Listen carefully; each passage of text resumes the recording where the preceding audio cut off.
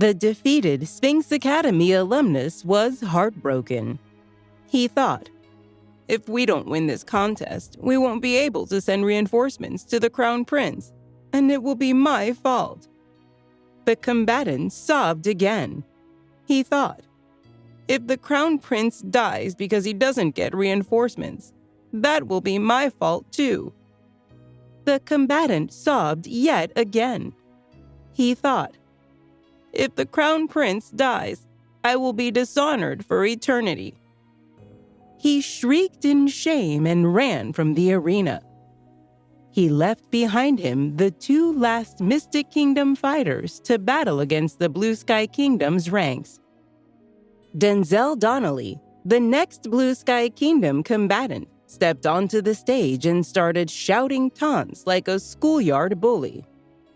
"Who wants a piece of me?" he bellowed. The Mystic Kingdom's fighters didn't respond. Denzel yelled, "You wimps from the Mystic Kingdom already lost 3 rounds against us. Get ready to lose for the 4th time." As the words died on his lips, Axel slipped into the arena and made his way to Ariana's side. He had been chasing her since she had knocked Brunhilde Borchers unconscious and run for the border. Axel whispered in a hurried greeting to Ariana, and then looked around to see who the Mystic Kingdom's next combatants were. "That's our next fighter standing over there," Axel muttered to Ariana. "His name is Arnold Vermillion. He was the strongest person in class when he graduated 2 years ago." Ariana murmured, "Thanks for pointing him out." Before Axel could reply, she strode over to Arnold and blocked his path to the stage. Arnold was irked to see a stranger standing before him. He thought irritably, "Why is this young woman interrupting me while I'm summoning the spiritual strength to fight a battle with life and death implications for the Crown Prince?" Then he noticed the ferocious determination in Ariana's eyes. "She has a gaze like a battle goddess," he thought fleetingly. Surprised murmurs arose from the audience. The Sphinx Academy alumni had no idea who Ariana was. They had all graduated before she had started attending their school. The Military Academy alumni had no idea who she was either. They didn't realize she was the Sphinx Academy student who had single-handedly defeated their school's entire team in the most recent intercollegiate competition. And of course, the Blue Sky Kingdom cultivators didn't know who she was. Ariana didn't waste time introducing herself. She needed to get her life-saving pill to Warwick, and every second counted. "Arnold," Ariana exclaimed, "are you confident you can win?" Arnold wondered fleetingly how the fierce-eyed stranger knew his name. He replied, "Why would you ask me a question like that in front of this enormous crowd?" Ariana took a calming breath and willed herself to be patient. Then she repeated stubbornly, "Are you confident you can win?" Up on the stage, Denzel shouted, "You wimps are stalling! Send somebody up here or concede defeat!" Arnold said to Ariana, "Why are we having this conversation?" Her fiery gaze intensified. She took another calming breath, and once again, she willed herself to be patient. "I can tell you doubt your ability to win this fight," she said. Arnold blushed from his neck to his hairline. She must be a mind reader, he thought. He said primly, "I am a diligent, dutiful cultivator. I will strive to be victorious." Ariana replied, "I know I can win. Let me fight instead of you." The crowd gasped. A young man standing next to Arnold gave her a disbelieving stare. "You're sure of yourself?" the young man said. "Who are you anyway?" A young woman standing beside the young man said, "Oh, for heaven's sake, leave Arnold alone." Ariana didn't deign to respond to them. She thought, "These people are dithering while Warwick's up in the clouds, bleeding his life away." She summoned her last ounce of patience. "Arnold, please," she said. She didn't get to finish her sentence because an ethereal young woman stepped between her and Arnold. "Enough of this chit-chat," the young woman said coldly. "Let me fight." A chill ran up Ariana's spine. She thought, "I was wondering when I would cross paths with Madeline." Ariana's archenemy had witnessed her conversation with Arnold and decided to steal the limelight from her. Madeline was in the Peace Grassland because her grandfather had arranged for her to be sent there. Stuart Monroe had been injured in an epic battle with the Crown Prince. Before the battle, Warwick had made it clear to Stuart that he was in love with Ariana, and Stuart had realized Warwick was never going to marry his granddaughter. One of the reasons he had sent Madeline to the Peace Grassland was his hope that geographic distance from Warwick would help her overcome her obsession with him. Now a twist of fate had brought Madeline and Warwick together again.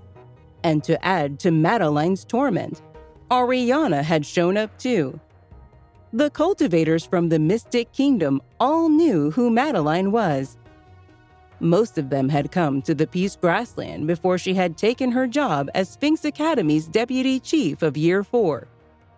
So when they thought about Madeline, they thought of her as a member of a socially prominent family. They didn't think of her as the school official who had helped the military academy's team captain try to cheat his way to victory over Sphinx Academy during their intercollegiate competition. They thought of Madeline as the genius child who had grown up to be the sacred lady of the Celestial Palace. They thought of her as the Mystic Kingdom's sole possessor of true Phoenix blood. They didn't know Ariana had divine Phoenix blood, which was even more powerful. The young man standing next to Arnold said, "Oh, Madeline, we would be honored to have you fight for us." The young woman standing next to him exclaimed, "Oh, Madeline, you've got a much better chance of winning than Arnold does. You've got true Phoenix blood." Arnold realized he should let one of the young women fight instead of him. He felt the heavy weight of Ariana's fierce stare. Then he felt the sharp stab of Madeline's cold glare. He decided to choose Madeline because his friends had sounded enthusiastic about her prospects for victory. So he told her, "I accept your kind offer." Madeline turned on her heel and deliberately bumped into Ariana as she headed for the stage. Ariana thought, "You'll be sorry for that spiteful move, Madeline." Ariana focused all her spiritual essence into her right shoulder and bumped Madeline in return. Now that Ariana was a spiritual king, she was able to use her spiritual essence instead of her fists to hurt an adversary when the occasion warranted it. She knocked Madeline off her feet. Madeline screamed with rage, and once again, the crowd gasped. Ariana strode onto the stage and stepped toward the Big Sky Kingdom's fighter, Denzel. Axel, Jake, and Pete were the only audience members who felt confident that Ariana would be victorious. Anxiety overwhelmed the other cultivators from the Mystic Kingdom. "This young woman's very brash," they thought, "but has she got what it takes to win?" The cohort from Sphinx Academy noticed Ariana was wearing an armband from the school. That meant she was still a student. Graduates who were deployed to the Peace Grassland wore military armbands. No student has the strength to vanquish Denzel Donnelly, the Sphinx Academy cohort thought. "We're going to lose." Then we won't get to send reinforcements to the Crown Prince." The cultivators from the Blue Sky Kingdom hooted and howled with elation. They were sure Denzel would squash his opponent like a bug. Compared to him, she looked child-sized. Denzel weighed 250 pounds and was all muscle, and he was justifiably proud of his physical strength. He gave Ariana a contemptuous sneer. "Little girls like you don't scare me," he said. She replied, "Stop talking and start fighting." Before Denzel could offer a retort, she leaped into the air. For a moment, she was an invisible blur. Denzel could sense terrifying waves of energy, but couldn't see her. She kicked him in the head so hard that he saw stars. He flew off the arena stage and into the distance. The audience was shocked into silence. They heard the awful thud his body made when it finally hit the ground. Screams broke the sudden silence. "I must be hallucinating," shouted the young man standing next to Arnold. The young woman standing beside the young man yelled, "I've never seen a student fight like that." Axel was one of the only members of the audience who wasn't surprised by Ariana's victory. Time after time, he had seen people underestimate her. Time after time, he had seen her prove them wrong. He threaded his way through the crowd to Arnold. Of course, Arnold wanted to know all about Ariana. He had been the top student in his class, but was still a level 1 spiritual king 2 years after his graduation. He felt a little envious of her extraordinary strength and superior fighting prowess. Axel told him, "The young woman who just gave our nation a much-needed victory is named Ariana Grace. She started at the War Academy 6 months ago and made a meteoric rise from Class E to Class A." Arnold said, "I didn't even know it was possible to move that fast through school." He felt even more envious of Ariana. Axel said, "She joined the seeded team right before our intercollegiate competition against the military academy. She led us to a resounding victory." A young woman who was eavesdropping on their conversation shouted, "Did we win the intercollegiate competition this year? That's astonishing!" The Sphinx Academy alumni who were standing near her all started cheering. The school's victory in the intercollegiate competition was news to them too. Arnold asked Axel, "Why didn't you lead the seeded team? You're Year 4's top student." Axel replied, "Ariana was the ideal team leader. She's a level 2 spiritual king. She has my utmost admiration." Arnold felt even more envious. He thought, she was still a student, but she's already a level 2 spiritual king. Many people standing within earshot of the conversation also felt stabs of envy.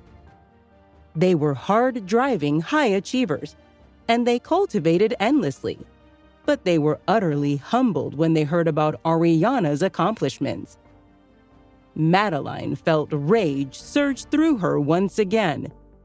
She had picked herself up off the floor after Ariana had knocked her down. She had tried to pretend not to be perturbed by Ariana's swift victory over Denzel. But having to listen to Axel praise her archenemy was almost more than Madeline could bear. She thought furiously, "If Ariana hadn't come to the Peace Grassland, I'd be the star newcomer." Madeline prayed Ariana would lose her next fight so she could step in and save the day. Up on the stage, Ariana was oblivious to all the talk about her. She was focused on gathering the spiritual strength she needed to face her next opponent. Suddenly, her meditation was interrupted by a vision of bloodied, battered Warwick, who was battling in the burning clouds. "Stand fast, my prince," she thought. "I will get my life-saving medicine to you." She didn't waste any time wondering why Warwick's health and safety had become as important to her as her own family's. Her next opponent was headed her way.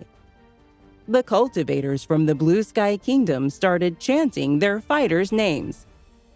"Yolanda Gataki! Yolanda Gataki!" They shouted in unison. Yolanda was dressed entirely in supple animal skins. Her face looked young, but her expression was cruel, and she exuded arrogance. The Blue Sky Kingdom's fighter had a mean mouth. "You there!" Yolanda snarled at Ariana. "Don't get cocky because you beat Denzel. He's a nobody compared to me." Once again, Ariana said, "Stop talking and start fighting." She charged at Yolanda, who was calm and contemptuous. Yolanda raised her staff and uttered an incantation. Ice formed in the air. The Blue Sky Kingdom's cultivators applauded. The Mystic Kingdom's cultivators gasped. The young man standing next to Arnold exclaimed, "Yolanda's a peak level 2 spiritual king. That's bad for Ariana." The young woman standing beside the young man said, "Our kingdom has an ample supply of peak level 2 spiritual kings, but few of them meet the age cutoff to qualify for these arena fights." The young man said, "Yolanda's staff has inscriptions on it. All the Blue Sky Kingdom weapons do." The young woman replied, "Because of those inscriptions, the ice Yolanda creates is 20% more deadly than natural ice. That's very bad for Ariana." Even Axel felt anxious. He had faith in Ariana, but Yolanda's ice-making abilities frightened him. In no time flat, the ice in the air formed a ball of mammoth proportions. "Explode!" Yolanda commanded the ice ball. The frozen mass blew apart just 10 yards away from Ariana's body. Shards of ice from it turned into a flying swarm of frozen blades. The Mystic Kingdom's cultivators screamed in dismay. "Those frozen blades will surely kill her," they thought frantically. Yolanda let out a malevolent laugh. The Blue Sky Kingdom's cultivators cheered with glee. Ariana unsheathed her fallen star sword and pointed it at the gleaming ice blades. "Earth control! Reflect!" she cried out in her most authoritative tone. Now that she was a spiritual king, her voice was very authoritative indeed. Quick as a wink, the flying ice blades changed direction and headed for their creator. The laughter died on Yolanda's lips. When the ice blades were just inches away from her, she screamed, "Dissipate! Now!" Several blades nicked her before dissolving into harmless water and raining down on the stage. Blood dripped from the cuts on her face and hands. Ariana leaped toward Yolanda and pointed the fallen star sword right at her neck. Yolanda stood very still and wisely refrained from screaming. She knew the movement of her vocal cords might put her throat in contact with Ariana's lethal weapon. Yolanda's mind raced, and she realized she was about to die. She had a sudden vision of the glorious life she might have lived if she had fought more prudently and less arrogantly. I was contemptuous of my opponent because she's still a student, she thought regretfully. She had overheard all the fuss the Sphinx Academy alumni had made about the fact that Ariana was wearing a student armband.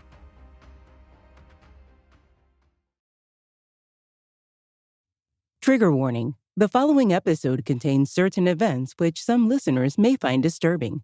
It is intended for mature audiences. Listener discretion is advised. The Mystic Kingdom's cultivators were astonished. Ariana had survived the gleaming ice blade's onslaught. There she stood, looking like a battle goddess. Her sword was pressed against her vanquished opponent's neck. "Oh my God! Oh my God!" her new fans shouted. "Hooray for Ariana Grace!" If she moved her sword just a fraction of an inch, she would hurt Yolanda's throat. Yolanda stood very still, as sorrow filled her soul. "Young woman," Ariana said brusquely, "this fight is over. You're free to go." She lowered her sword. Yolanda never cried, but tears suddenly sprang to her eyes. Ariana didn't feel the need to kill Yolanda, who seemed very popular with her comrades from the Blue Sky Kingdom. The fuss that would ensue if Yolanda died would be a waste of Ariana's precious time. "Warwick's been fighting up there in the clouds for 10 days, she thought. "I've got to win these arena battles as fast as I can so I can send him my life-saving medicine before it's too late." Yolanda just stood there crying. Ariana said with a scowl, "Get out of here before I change my mind." Axel thought with surprise. She scowls just like the Crown Prince does when he's angry. Yolanda bowed in great humility, leaped off the stage, and disappeared into the crowd. She was profoundly thankful Ariana had spared her life, but she couldn't let Ariana win the competition. Yolanda thought, "If we don't win this contest, we won't be able to send reinforcements to Night Owl, and it will be my fault." She sobbed with dismay. She thought, "If Night Owl dies because he doesn't get reinforcements, that will be my fault too." Her crying intensified. She thought, "If Night Owl dies, I will be dishonored for eternity." She started crying even harder. She wove through the crowd until she found Nozel Silva. Nozel was a young man of few words, but was an exceptionally skilled swordsman. He had been cultivating with all his might in hopes of becoming a level 4 spiritual king in time for his 20th birthday, which was the following day. Level 4 spiritual kings weren't allowed to fight in the junior arena. So Yolanda choked back her sobs. Then she wailed, "Nozel, I need you! Don't make your breakthrough just yet!" Ariana sheathed her Fallen Star sword and strode to the edge of the arena stage. "Who's going to fight me next?" she thundered. Silence descended over the scene. The Blue Sky Kingdom's cultivators didn't have an answer for her. Axel suddenly shattered the silence by shouting, "Look! Up in the sky! The fighting is visible again!" The storm clouds that had been hiding Warwick and Night Owl's aerial battle from view suddenly cleared. The Mystic Kingdom's cultivators could all see a spiritual overlord from the Blue Sky Kingdom was trying to sneak up on the Crown Prince and distract him. They could all see Warwick was covered in blood. Ariana's heart stood still. Once again, she thought, "Stand fast, my prince. I will get my life-saving medicine to you." The Mystic Kingdom's cultivators realized Warwick needed reinforcements right away. They started taunting their opponents. "You people from the Blue Sky Kingdom are a bunch of scaredy cats!" The young man standing next to Arnold yelled. The young woman standing beside the young man screamed, "Where's your self-confidence? Where's your next contestant?" A formidable fighter suddenly stepped forth from the Blue Sky Kingdom section of the audience. "Here I am," he declared in his ringing baritone voice. The arena floor shook as he walked. He brandished a mighty rod, which was covered with inscriptions that made it dangerously powerful. He stepped onto the arena stage, which also shook as he walked. He turned to face Ariana. "I am Morgan Faust, a junior level 3 spiritual king," he solemnly told her. The Mystic Kingdom's cultivators anxiously thought, Ariana was just a level 2 spiritual king, and those inscriptions on his weapon boost its power by 20%. Can she beat him? Ariana herself was fearless. She thought, Warwick was up there in the clouds, bleeding his life away. The sooner I defeat this new opponent, the better. She fixed her fierce eyes on Morgan. Yet again, she said, "Stop talking and start fighting." Before Morgan could offer a retort, she leaped into the air and the battle began. Ariana didn't give Morgan any time to react as she sprinted toward him without a second of hesitation. Morgan was a skilled fighter. He was a level 3 spiritual king, meaning a junior level 2 spiritual king like Ariana stood no chance against him in a battle. However, Ariana wasn't an ordinary junior level 2 spiritual king. The battle started as soon as Ariana made her move, and she exerted as much power as Morgan. "Wow, Ariana is an intermediate level 2 spiritual king now," Luigi exclaimed in shock. Is this girl even human? He wondered. I don't think she can be. She's too powerful. He was shocked because he had met her 10 days previously at the competition between the Sphinx Academy and Military Academy. And at that time, she had just reached the spiritual king level. Ariana and Morgan exchanged blows mid-air, each trying to subdue the other. Ariana didn't have time for a long fight, and she was desperate to send the semi-divine enhancement pill to Warwick, so she spared no effort in the battle. She immediately used her most lethal stance. Each strike was more powerful than the previous one. Morgan was astonished as he was taking severe hits. This shouldn't be happening, he thought in confusion. He was a whole level higher than her and had the powers of his inscribed sword. He should have been able to defeat Ariana easily, but that wasn't the case. He had exerted his full power, but still couldn't take her down. Morgan's eyes glinted. He had to defeat her for the sake of the Blue Sky Kingdom's dignity. So he moved his rod even faster. That was a smart move, as he almost hit Ariana several times, but she repeatedly dodged the strikes. 10 minutes had passed, and neither one of them was winning. Ariana has held on longer than we anticipated, a cultivator from the Mystic Kingdom said. Another cultivator said through gritted teeth, She's a level lower than him and can still hold her ground. I hate to admit it, but that shows how skilled she is. Have you forgotten? There are inscriptions on Morgan's weapon, which are making him 20% more powerful than he is, Ogden said. Denzel replied, Look, he's exerting that power.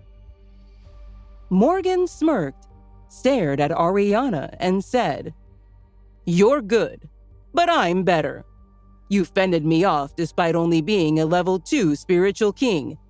He added, I can see your potential, but you shouldn't have revealed it here. The Blue Sky Kingdom will never let a genius as you walk out of here alive. Everybody heard those words, and the cultivators of the Mystic Kingdom were frustrated. Was the Blue Sky Kingdom going to kill their genius girl? You should have killed Yolanda. That way you would have at least taken out one enemy, but you were too merciful. Do you think that'll stop me from killing you? Get ready to die, Morgan said. Jake realized something was wrong and shouted, Ariana, come off the stage, now! If she gave up, Morgan wouldn't be allowed to kill her. Many of Mystic Kingdom's cultivators also understood that Morgan wanted to kill Ariana. They tried to get her to forfeit the match. Ariana, just give up! Axel yelled. You can always win the next battle. Don't throw your life away. Jake wanted to drag Ariana off the stage, but he couldn't. The contestants had to leave the stage willingly, and no one could intervene unless the 3 judges allowed it. It's too late, Morgan said as he grinned. Ariana didn't find Morgan's evil smile disturbing, and she smiled back, mimicking him. Do you know why you're going to die? She asked as she drew out her Fallen Star sword. At that moment, Morgan leaped into the air and charged toward her. Ariana went on the defensive and exclaimed, The second stance of the Fallen Star sword! Dancing dragon in the moonlight! That move increased the speed of whoever used it, and speed made all the difference in a battle with a more powerful foe. Ariana was already moving as fast as Morgan, so everyone was amazed when she suddenly started moving even more quickly.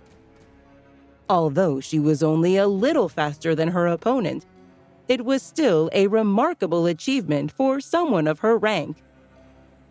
The difference was only a microsecond, but that was all she needed to deliver the final blow. Ariana thrust her sword and slashed through the air.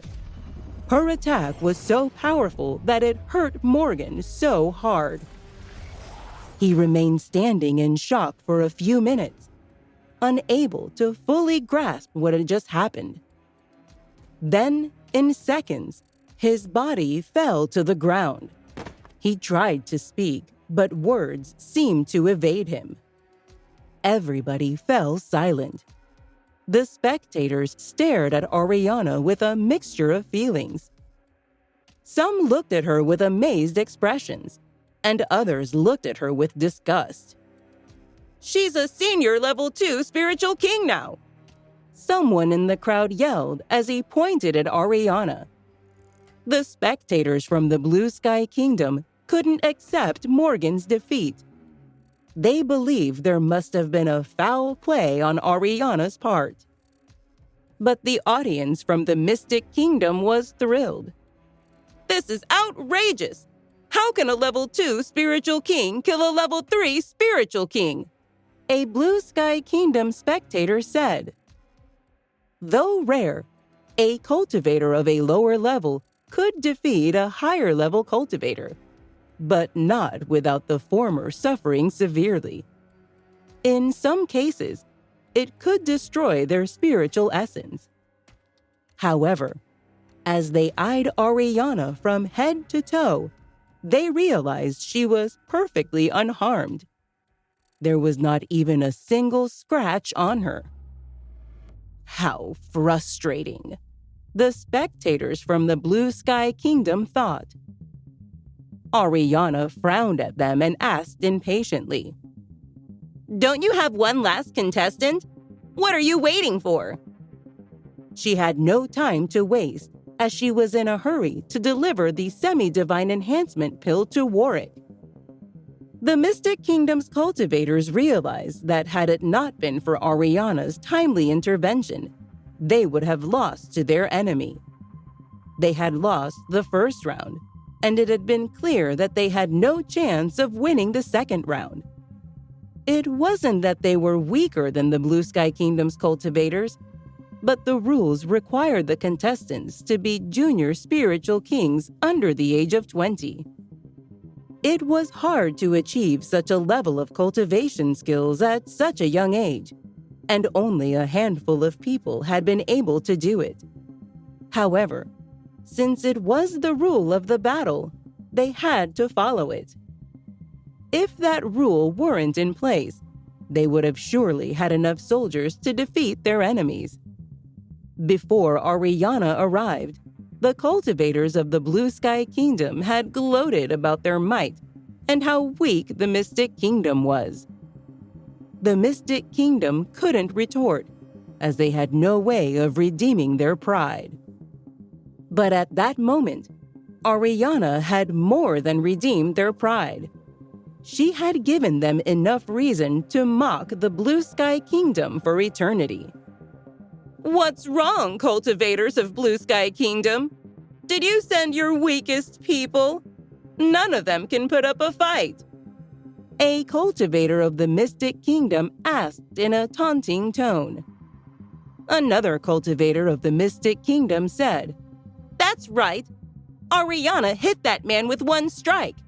Do you have any tougher members for her to fight? Is that all you've got? There's not much potential there, is there? So I guess you guys are indeed weaklings." The Blue Sky Kingdom cultivators looked agitated. Several of them wanted to go up onto the stage and teach Ariana a lesson for humiliating them. But when they saw the fallen star's sword dripping blood and Morgan's body being carried off the stage in parts, they changed their minds. "That's so scary," they thought. "Are there any more level 3 spiritual kings?" a cultivator from the Blue Sky Kingdom asked. Another Blue Sky Kingdom cultivator replied, "Yes, there are, but they're too scared to go onto the stage." Ariana looked up at the Crown Prince and Night Owl's fierce battle. She knew that she was running out of time, as each blow Warwick received could be fatal. "Why are these people still stalling?"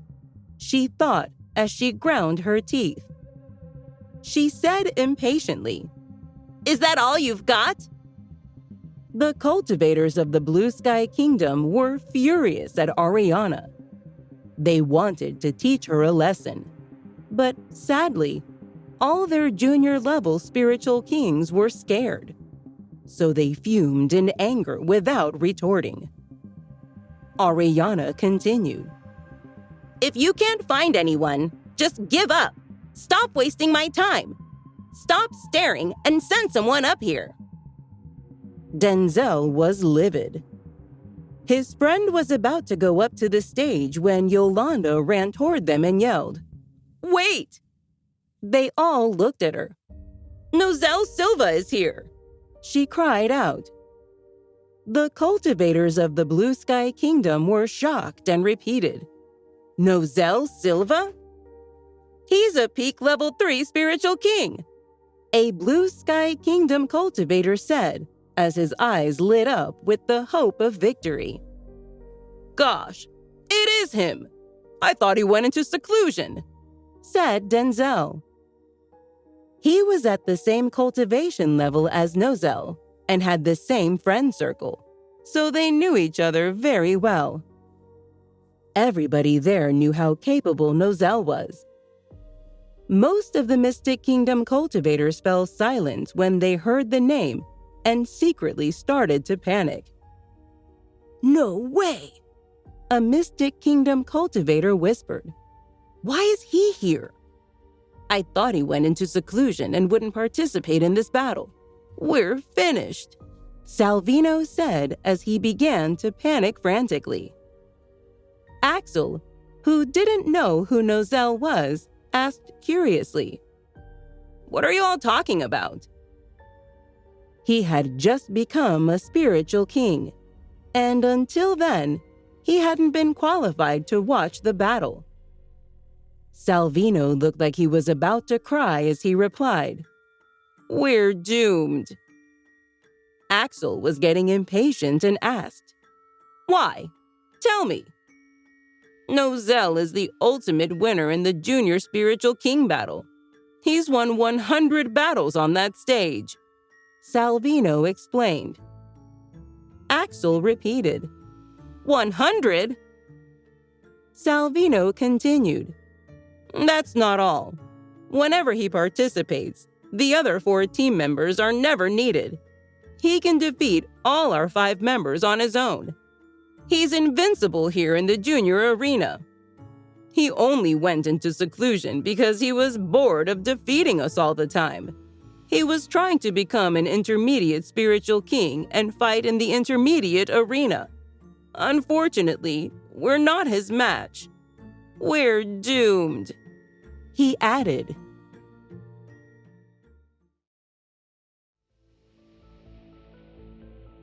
"What? Is Nozell really that skilled?" Axel asked as the color drained from his face. He was concerned about Ariana, but at that moment, he remembered that if the Blue Sky Kingdom won that round, they would send another fighter to join the Night Owl, and the Crown Prince would probably be killed. A spiritual overlord usually wouldn't affect the Crown Prince, but he was currently injured, and the Night Owl was also an extremely capable cultivator. Axel jumped in shock at that realization.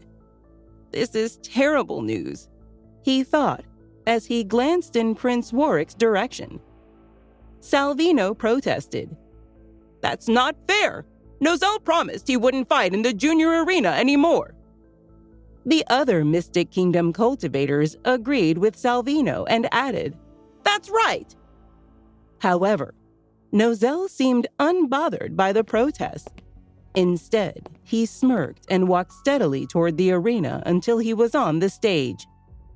He glanced over at the cultivators of the Mystic Kingdom, smirked, and said as he waved his fists in the air, "Your protest isn't going to change shit. I'll fight in whichever arena I want. Only the weak protest. The strong speak with their fists." The Mystic Kingdom cultivators fell silent. They stopped protesting because they thought, "There is no way Ariana can win this battle. It's over for us." Ariana frowned at Nozell and said, "Are you done talking yet?" Nozell looked at her in bewilderment. Ariana explained, "The person I fought before you died because he talked too much." Nozell was confused at first, but he soon realized what Ariana meant. "Is this pretty girl telling me that she's going to kill me?" he thought as he laughed arrogantly. He looked at Ariana and said, "I admit that quite a few people are more talented than I am at my age, but they've already reached the intermediate arena." He glared at Ariana and added, "In the junior arena, I am the king. Anybody who tries to defeat me will end up in a box. You're so pretty that I almost feel sorry to kill you. I can spare your life, but you—" Ariana lost her patience before he could finish and retorted, "I told you already." "What?" Nozell asked, perplexed. What did she tell me? He wondered. Ariana made her move before Nozell could figure out the answer. She gave it her all because she was running out of time to save Warwick. "Ground control, Fallen Star Sword!" she yelled as she raised her sword. "Little Phoenix, use your fire!" she ordered. Nozell laughed at first, but he started to frown when he realized what was happening. Ariana's power had become monstrous, and he was overwhelmed by it. Half the stage instantly collapsed, and Nozell fell to the ground. There was a second of silence, and everybody looked from Ariana to Nozell, who was buried under a pile of rocks. Has Nozell lost? The spectators wondered. Ariana's attack had exploded half of the stage and knocked Nozell out. His clothes were burned, and his eyebrows and hair were almost gone. He had been so handsome before, but he looked like a scarecrow at that moment. Everybody was astonished, but none more so than Nozel himself.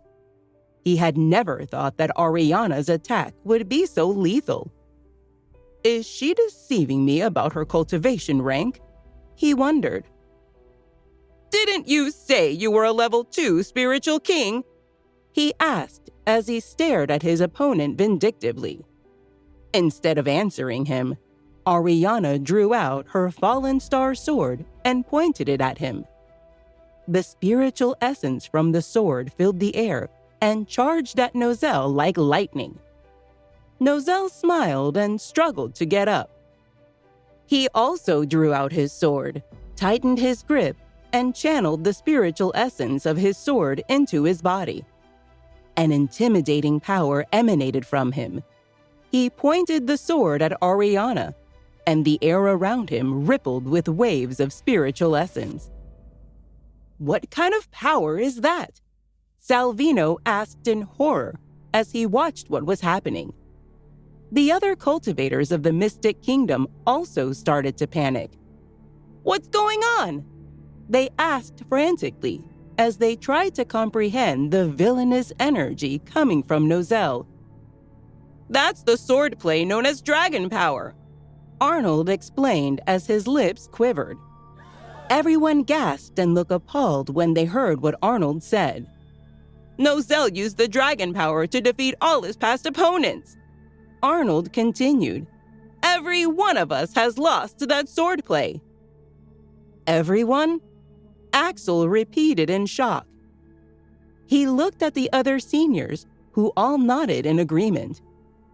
They looked at Warwick's battle in the clouds, and then at Ariana's fight in the arena. A sudden feeling of panic and fear washed over them. Their hearts were beating so fast that it was as if they would jump out of their mouths at any moment. Dragon power was as ominous and rare power that gave off a blinding red light, which charged at Ariana like a pride of lions charging at prey. Will Ariana be able to evade that attack? Salvino asked as he covered his eyes. Arnold replied, Nozel is a peak level 3 spiritual king with impeccable control over his powers. There's no way Ariana can even evade that attack. Ariana remained calm. She narrowed her eyes at the charging lights and moved as fast as she could. However, it seemed she had reached her limit. She finally experienced the difference in the disparities between her cultivation level and Nozel's. No matter how fast she moved, she still couldn't move fast enough to evade Nozel's attack. She got flustered for a second and was hit in the shoulder. Ariana! Axel yelled out. Gosh, Ariana's injured! I knew it! She can't beat Nozel! A Blue Sky Kingdom cultivator said with a smile. Nozel smirked when he noticed he had injured Ariana's shoulder. You're not so arrogant now, are you? He asked sarcastically. Don't you know how many battles I've won? You're very pretty. It's a pity you're so dumb to realize you're no match for me, he added. Nozel was never going to let her live. He had made that clear from the start of the battle. He pointed his sword at Ariana and concentrated all his energy on the tip of his blade. He then charged at her frantically like a madman. All the Mystic Kingdom cultivators were too nervous to breathe. Is Ariana going to die? They thought. Ariana! Jake yelled as he couldn't believe his eyes. No one could tell how many times the sword had cut her because her dress was soaked with blood. Ariana had worn armor for the battle, but it only covered her chest and kept her vital organs safe. The rest of her body was unprotected. Jake burst into tears when he saw Ariana in that disheveled state. Pete, on the other hand, controlled his emotions well, but his eyes betrayed him as they were bloodshot red. He wanted to tear Nozell to pieces. However, it was a life-or-death battle, and no interventions were allowed. No matter how furious they were, they could do nothing until Ariana came off the stage. It looked like Ariana was in so much pain. The Mystic Valley cultivators felt sorry for her and wished they could avenge her. She's so pretty and talented. How can that man hurt her like this? They wondered. Only 2 of Mystic Kingdom's cultivators were pleased to see what had happened to Ariana. One was Chrissy, and the other was Madeline. They had prayed for Ariana's death even before Nozell had stepped on the stage, and it looked like their prayers were about to be answered. They smirked as they watched her struggling on the ground. Ariana touched her face and felt something wet on it. She pulled her hand back to examine the liquid and realized she was covered in blood. At that moment, she realized how seriously injured she was. Blood was oozing out of every part of her body. She thought, "If I take the enhancement pill, my bleeding will stop and I'll recover quickly. But I can't do that. The pill is meant for His Royal Highness." She stared at Nozell. Countless Mystic Kingdom cultivators shouted at her, telling her to give up and leave the stage. Ariana heard their warnings, but she ignored them.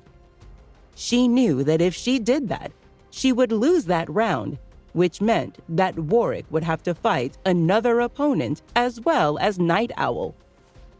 Defeating Nozell was her only chance of saving the Crown Prince. She took a deep breath and readied herself to fight to the death. Then she checked her spiritual essence levels and realized her powers were almost maxed out. When she had switched souls with Warwick, he had accumulated much spiritual essence for her. The powers Warwick had accumulated for her were the reason she had risen to level 2 of the Spiritual King stage during her battle against Luigi. But the battle had depleted almost all of it. Ariana closed her eyes and tried to reach down into her soul. She tapped into the last bit of the accumulated spiritual essence to make another breakthrough. In an instant, spiritual energy burst out of her, engulfing her. A buzzing sound began to emanate from her body, and a second later, she became a peak level 2 spiritual king. The spectators were astonished. They had been convinced that Nozell was about to kill her. How is it possible that she can make a breakthrough in the middle of a battle?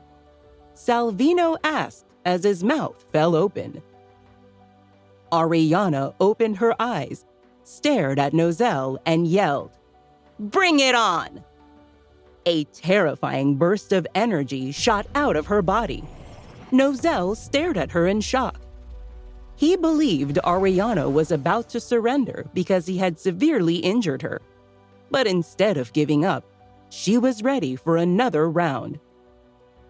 Hasn't she had enough of my dragon power? He wondered. In that case, she can go to hell. He pointed his sword at her and yelled, "Dragon power! Activate inscriptions!" The inscriptions on the dragon power sword glowed a bright yellow color. The sword increased his powers by 30% instead of 20%. Nozell smirked and reasoned, "If she isn't afraid of death, she can die." What he didn't know was how devious Ariana was. Nozell's first attack was indeed successful. Ariana could have avoided it, but didn't, because she wanted to end the battle sooner. All she could think of was saving the Crown Prince, so she tested the strength of Nozell's attack using her body. From that little experiment, She understood why Nozel's dragon power was famed for being invincible among his peers. She was able to conclude that his attacks were effective because of the sword's inscriptions and stance formation. Therefore, when Nozel used the same stance again, Ariana knew how to counter it. There was an explosion, and smoke filled the air when he released his next attack. Countless cultivators from the Mystic Kingdom screamed in fear at the prospect of Ariana's death. When the smoke dissipated, they saw Ariana lying on the ground, covered in blood. But then they noticed that Nozel wasn't looking any better. He was also lying on the ground with his sword several yards away from him. Nozel struggled to stand and stared at Ariana in disbelief.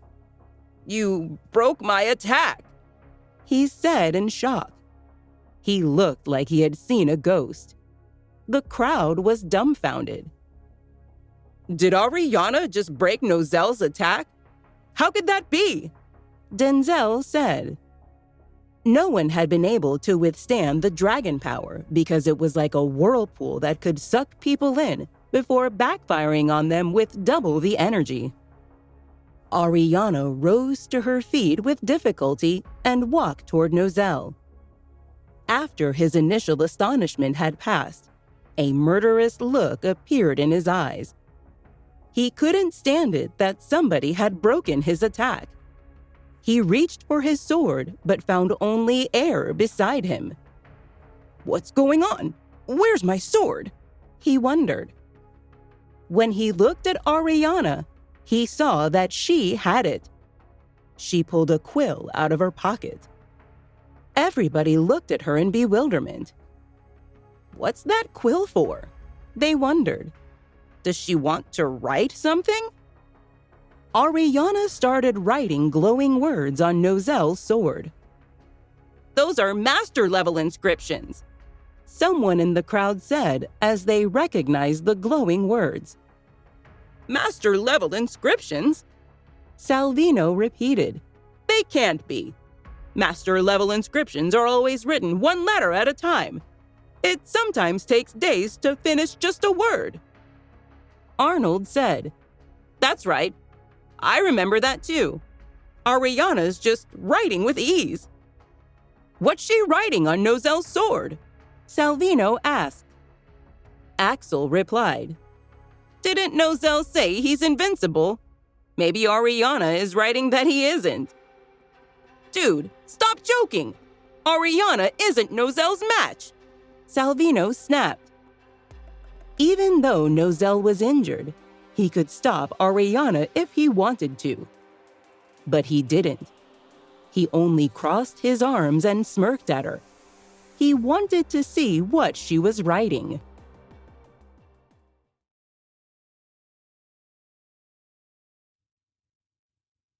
Trigger warning. The following episode contains certain events which some listeners may find disturbing. It is intended for mature audiences. Listener discretion is advised. While Nozel was getting ready to laugh at Ariana, she had finished writing on the sword. She then glanced at him and ordered, "Let's begin." "Begin what?" Nozel asked.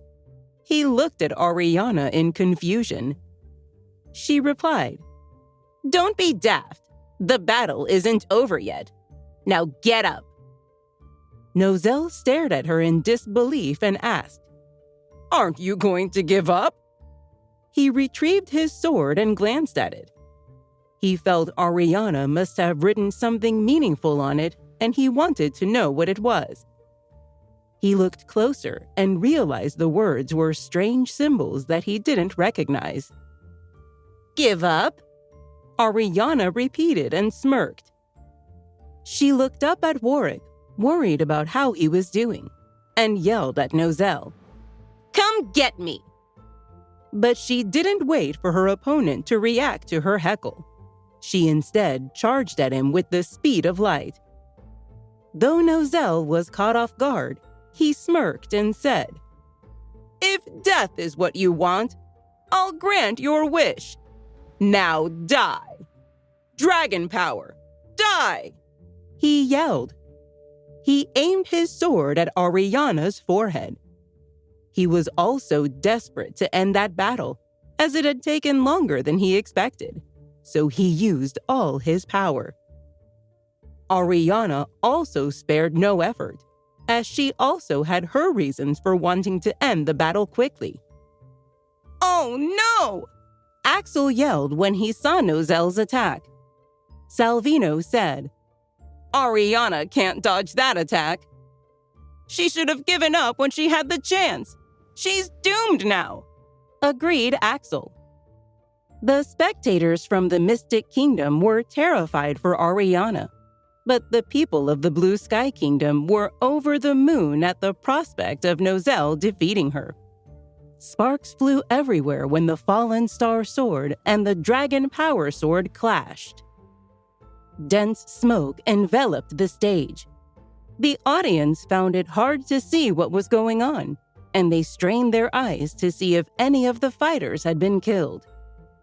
When the smoke dissipated, they realized with surprise that Ariana was still alive, but they couldn't say the same about Nozelle. Nozelle's body bounced around on the ground. The spectators let out horrified screams. They couldn't believe their eyes. "How did this happen?" Yolanda asked angrily as tears streamed down her face. She looked from Nozelle's head to Ariana. Denzel ground his teeth and asked, "Isn't she a level 2 spiritual king? How come she defeated Nozelle, who's a level 3 spiritual king?" The Blue Sky cultivators had many questions, as what Ariana had done was near impossible. Jake and Pete stared at each other with relieved looks. "Ariana's still a genius who can defeat opponents with higher cultivation levels than her," Jake said with a smile. Ariana glanced at Nozelle's sword on the ground. She had changed the inscriptions on it, which had rendered the sword useless. Ariana looked up at the sky. At that moment, Warwick and Night Owl's battle had reached a critical point. Night Owl struck Warwick in the stomach, and Warwick stabbed him in return. They were covered with blood and wobbled around in the sky, but neither stopped fighting. Ariana panicked as she saw Warwick couldn't hold on for much longer. The spiritual overlord next to Night Owl became more important in the battle, as Night Owl and Warwick had drained their spiritual essence. Night Owl's spiritual overlord was standing behind Warwick, repeatedly trying to ambush him. "Damn it!" Ariana whispered through gritted teeth. Her grip on the pill tightened, and she looked at Master Madden.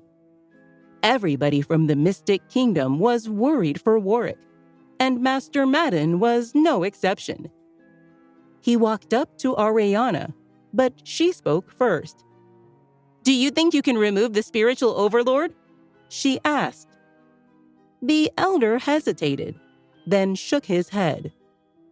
"That man's called Meaty Monk. He's a higher level than me," he said. Of course, Ariana wanted to give Warwick the pill herself, but she couldn't do that. Her cultivation level was nowhere near the spiritual overlord stage. Going up there herself would only get Warwick killed faster as he tried to protect her. Ariana handed the enhancement pill to the elder and whispered something in his ear. He stared at her in disbelief. She has a semi-divine enhancement pill? He thought in shock. Ariana said, "You don't have to defeat that meaty monk. The most important thing is to get Warwick to take this pill. Once he recovers, even 10 spiritual overlords put together won't stand a chance against him in battle." Master Madden had never appeared so serious before. He had made up his mind. He would do anything to hand that pill to Warwick, even if it cost him his life. Tell him I made it, or he probably won't believe you, Ariana instructed Master Madden. She knew that at that critical moment, Warwick needed to focus on the battle, so he probably wouldn't trust anyone. The elder was about to fly in the air, but he stumbled when he heard that. He turned around and gave Ariana a strange look. "Did you make it?" he asked, his brows furrowed. "This girl knows how to brag," he thought. Ariana didn't answer his question. Instead, she exclaimed, "Go! We don't have time to waste!" The elder wanted to lecture her on her manners, but he knew he didn't have enough time for that. "After the battle, I'll teach this girl the consequences of lying," he thought. The elder then flew into the air like an arrow. The people of Mystic Kingdom were relieved that they had won that round of battles and could send someone to assist the Crown Prince. They began to whisper among themselves. "I can't figure out why His Royal Highness hasn't defeated Night Owl yet. He's so powerful," said Salvino. With a hint of panic, Arnold added, "His Royal Highness is losing." "I heard His Royal Highness fought with somebody before this and was injured," said Axel. "Which idiot did that?" Salvino asked. "Be careful. If they could injure His Royal Highness, they must be very skilled too," Arnold warned. "I heard it was Stuart Monroe, the old patriarch of the Monroe family," Salvino asked. "What? Isn't that Madeline Monroe's family?" Madeline's face darkened when she heard the discussion. She had been so satisfied with how things were going until then that she had expected to watch Ariana to die. However, Ariana's victory slapped her in the face once more. Madeline wanted to sneak off when Warwick's victory over her grandfather was brought up again, but she had no choice but to defend her family. She retorted proudly, "His Royal Highness went to challenge my grandfather." "Why did His Royal Highness do that?" somebody asked. Madeline rolled her eyes at that person and said, "To improve his cultivation ability, I guess." She couldn't even convince herself. Jake smirked and asked, "Why do you think Night Owl suddenly attacked us? Could he have learned of His Royal Highness's injury in advance?" The others gasped in shock, as they hadn't thought about that possibility until then. They agreed that what Jake said made sense. It would be a major issue for the Monroe family if that theory turned out to be true. Madeline glared at Jake and snapped, "That's pure slander!" Jake retorted, "His Majesty will find out what happened sooner or later." Madeline's stomach lurched. "Night Owl launched the attack as soon as His Royal Highness was injured. Could Grandpa have leaked the information?" She wondered. "If it is Grandpa doing, will His Royal Highness ever forgive me? Will I still be able to marry him?" "Look!" someone cried out as they pointed at the sky. Everybody looked up where he was pointing. In mid-air, Master Madden had tried to approach Warwick, but Night Owl's attack had turned even fiercer, and the Crown Prince kept falling back. The Mystic Kingdom cultivators began to freak out. The Crown Prince had been injured again, and it was even more severe than before. Night Owl's sword had hit Warwick's chest. "What's Master Madden doing?" Axel asked. Ariana felt she was going crazy. She wished she could go up there and deliver the pill herself. The elder finally made his move. He had been fighting Meaty Monk, and he feigned an opening. Meaty Monk punched him in the back. Master Madden let that happen despite knowing the possibility that he might be severely injured. but he used the momentum from the punch to propel his body in Warwick's direction. He threw the pill at the Crown Prince when he got close enough. "It's from Ariana!" Master Madden yelled out. Night Owl had very sharp eyes, and the pill the elder passed to Warwick didn't escape him. At that close range, he immediately recognized what it was. "A semi-divine enhancement pill!" Night Owl exclaimed as his eyes turned red with fury. It was an extremely rare pill. Even in the Blue Sky Kingdom, where medical technology was much more advanced, such a pill was still hard to come by. That particular pill could do wonders for curing injuries. Night Owl panicked as he thought, "If Warwick takes that pill, he'll recover from all his injuries. I can't let that happen." Night Owl joined his wrists together and turned into a ball of fire. He hurled himself at Warwick. He used all of the strength he had left. Warwick narrowed his eyes. He was about to get hold of the pill when the box was knocked away by Night Owl's energy.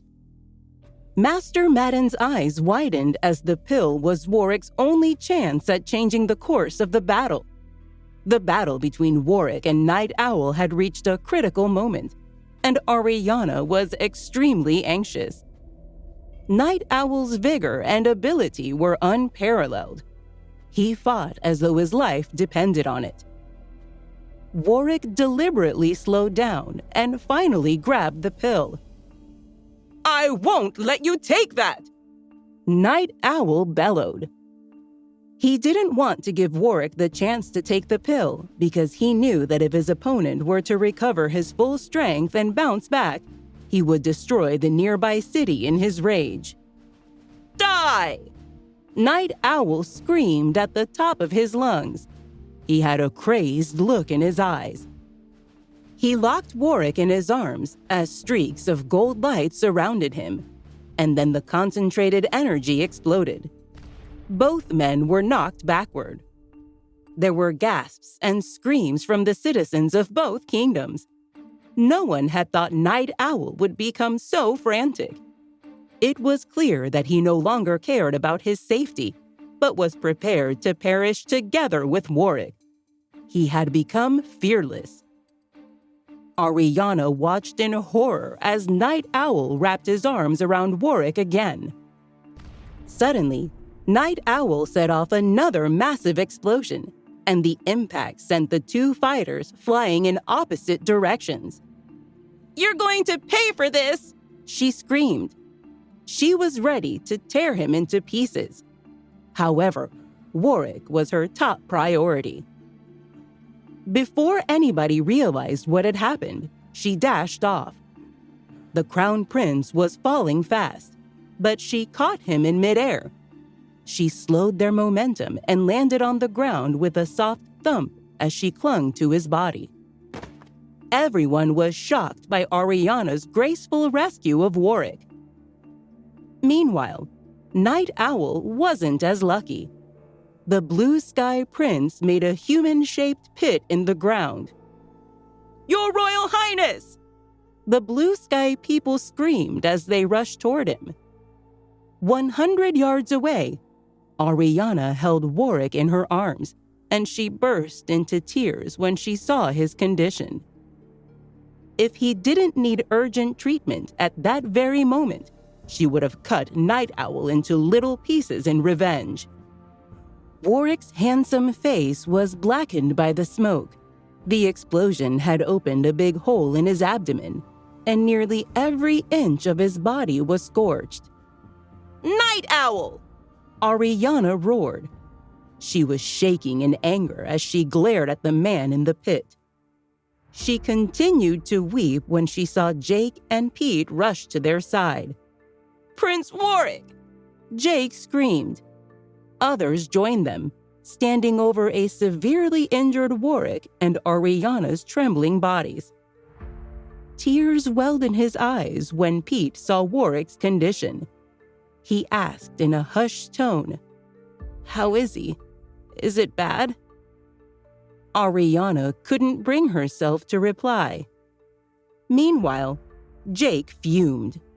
"I'm going to kill Night Owl!" he growled. He grabbed a sword and rose to his feet, ready to fight, but Axel stopped him. "We can take our revenge later. Let's pay attention to the issue at hand. Is Warwick alive?" he asked.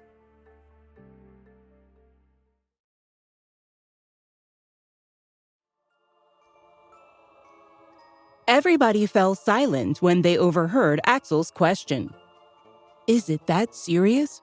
Could Prince Warwick be dead? Pete wondered. The Mystic Kingdom citizens were worried sick. They weren't sure what they would do if their crown prince perished. He was a crucial part of their identity. Everybody knew he was the greatest genius in the kingdom's history. If they wanted to defeat the Blue Sky Kingdom, he was their only hope. Along with his death would come the ultimate defeat of Mystic Kingdom. Blue Sky Kingdom would burn their nation to the ground. They were all terrified and began crying out for help. "Where's the doctor?" someone asked. "Where's Dr. Dakota Harper?" another inquired. "She's a supreme-level medicine refiner. Go get her!" a woman shouted. Everybody was running around frantically. Ariana frowned. She couldn't concentrate on treating Warwick when she was surrounded by chaos. "Shut up, all of you!" she bellowed in a commanding tone. Her outburst startled everyone, and they stood frozen in fear.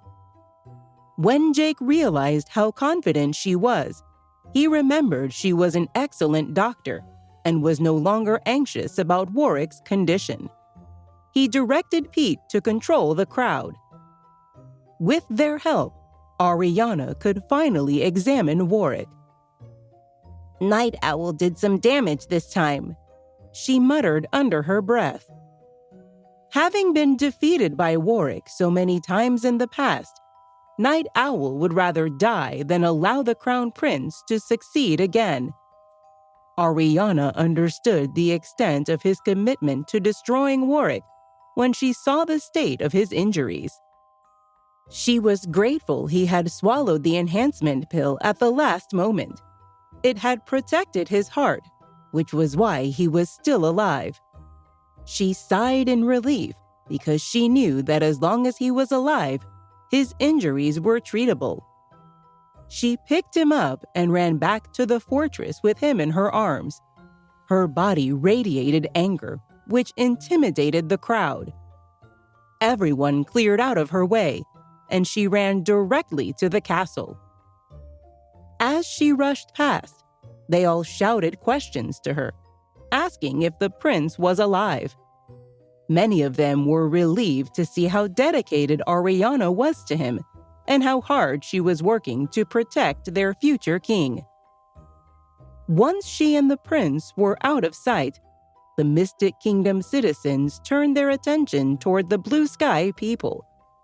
They were livid. If anything fatal had happened to the Crown Prince, the war between the Mystic Kingdom and the Blue Sky Kingdom would have become bloodier than ever. At the castle, Ariana entered through the front gates. Master Madden had followed her. He was also injured, but didn't have time to worry about himself.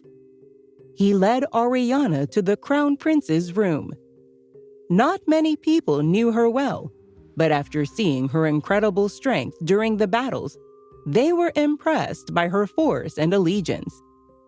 However, they were still surprised when they saw her casually enter the prince's bedroom. Meanwhile, Dr. Harper arrived in a hurry. When she flung open the door to the prince's room, she brushed past Ariana at first. She had no idea who she was or how she knew Warwick. However, she quickly spun around and glared at her when she saw her holding the prince's body. "Who are you? And what are you doing? Put the Crown Prince down this instant! Dr. Harper shouted at Ariana. She knew how Warwick felt about others touching him. She figured he would have had a meltdown if he learned a strange girl was holding him. Ariana rolled her eyes at Dr. Harper, knocked her out of the way, and rushed over to the bed. Master Madden lifted the blanket while Ariana set Warwick down. Dr. Harper realized what had happened, and she was mortified. She was a supreme-level medicine refiner, and everybody in the castle respected her. Even the principals of Sphinx Academy and the Military Academy recognized her abilities. The Blue Sky Kingdom had Master Apollo Inti, and the Mystic Kingdom had Dr. Dakota Harper. Without me, the people in this kingdom would be defenseless, and this girl has the nerve to disrespect me, she thought in a huff. She couldn't stand it, so she stormed over to the bed just in time to see Ariana cutting open the Crown Prince's robe. She shoved her away in a rage. Caught by surprise, Ariana stumbled back and almost cut Warwick. She was immediately furious. What's wrong with this woman? She wondered. She glared at the doctor, turned to Jake, and commanded, "Throw her out of the room!" He walked toward Dr. Harper, who couldn't believe her ears. She thought Ariana was being reckless. "Get out of my way! I'm a supreme-level medicine refiner. His Royal Highness is in grave danger, and I must treat him. You'll make him worse. Can't you hear me? Get out!" She screamed. She motioned to the guards to have Ariana removed. Ariana was fuming and threw her scissors at Dr. Harper. They flew over the doctor's head, grazing her scalp. Suddenly, she was bald. When she brought her hand to her head and felt her bare scalp, she was both furious and frightened. Jake stepped forward, picked her up by the back of her collar, and exited the room with her in his hands. Dr. Harper was furious. "Jake, are you deaf? I'm a supreme-level medicine refiner. Only I can save His Royal Highness. Do you want Prince Warwick to die? Get your hands off me and kick that stupid girl out of here." Jake raised his eyebrows, puzzled by her outburst. She doesn't usually behave so erratically, he thought. She's being impossible. Maybe she's acting like this because she's infatuated with Prince Warwick. Is this what jealousy can do to a person? He quickly pushed the thought out of his mind. He was too worried about the prince to think about anything else. He frowned and his face darkened. "Behave yourself, or Ariana will kill you," he said. He dropped her collar, went back inside, and shut the door behind him. Dr. Harper was dumbfounded. She wondered if Jake was truly trying to kill Warwick and questioned his loyalty to the kingdom. "I can't give in to these thoughts right now. I must save His Royal Highness," she said aloud. She came from the Shadowless sect, one of the 4 major forces of Mystic Kingdom. She had lived like a princess growing up, so she was shocked by Jake's unruly behavior. Dr. Harper struggled to determine her next step. "What should I do now? Who can I turn to?" she wondered. She knew General Grace and the 2 principals were too difficult to get a hold of, and she wasn't even qualified to see them anyway. She could only go to her aunt for help. Her aunt, Master Harper, was one of the senior officials at the Military Academy, and she was always trying to get the Crown Prince to desire her niece. At that thought, Dr. Harper rushed toward her aunt's residence. The Military Academy's campus was divided into 2 major sections. The right side of the estate was inferior to the left. Since Master Harper was one of the most important officials at the school, she lived on the left side of the campus. Dr. Harper entered the military academy through the gate and ran the full length of the estate to reach her aunt's house. "Aunt Mercy!" she shouted as she rushed into the courtyard. Her aunt was at a critical moment in her cultivation and told her servants she wouldn't accept any visitors, so Dr. Harper was stopped at the door. "I'm sorry, but Master Harper is cultivating now, and no one can disturb her," said Tara, Master Harper's servant. "When will she be available?" the doctor asked as she stomped her foot. "I can't say for sure," Tara replied with a frown. "Master Harper seldom goes into seclusion, and she may make a breakthrough this time. She mustn't be disturbed. If she succeeds, she'll be more capable than anyone else at the military academy. Dr. Harper, please wait here."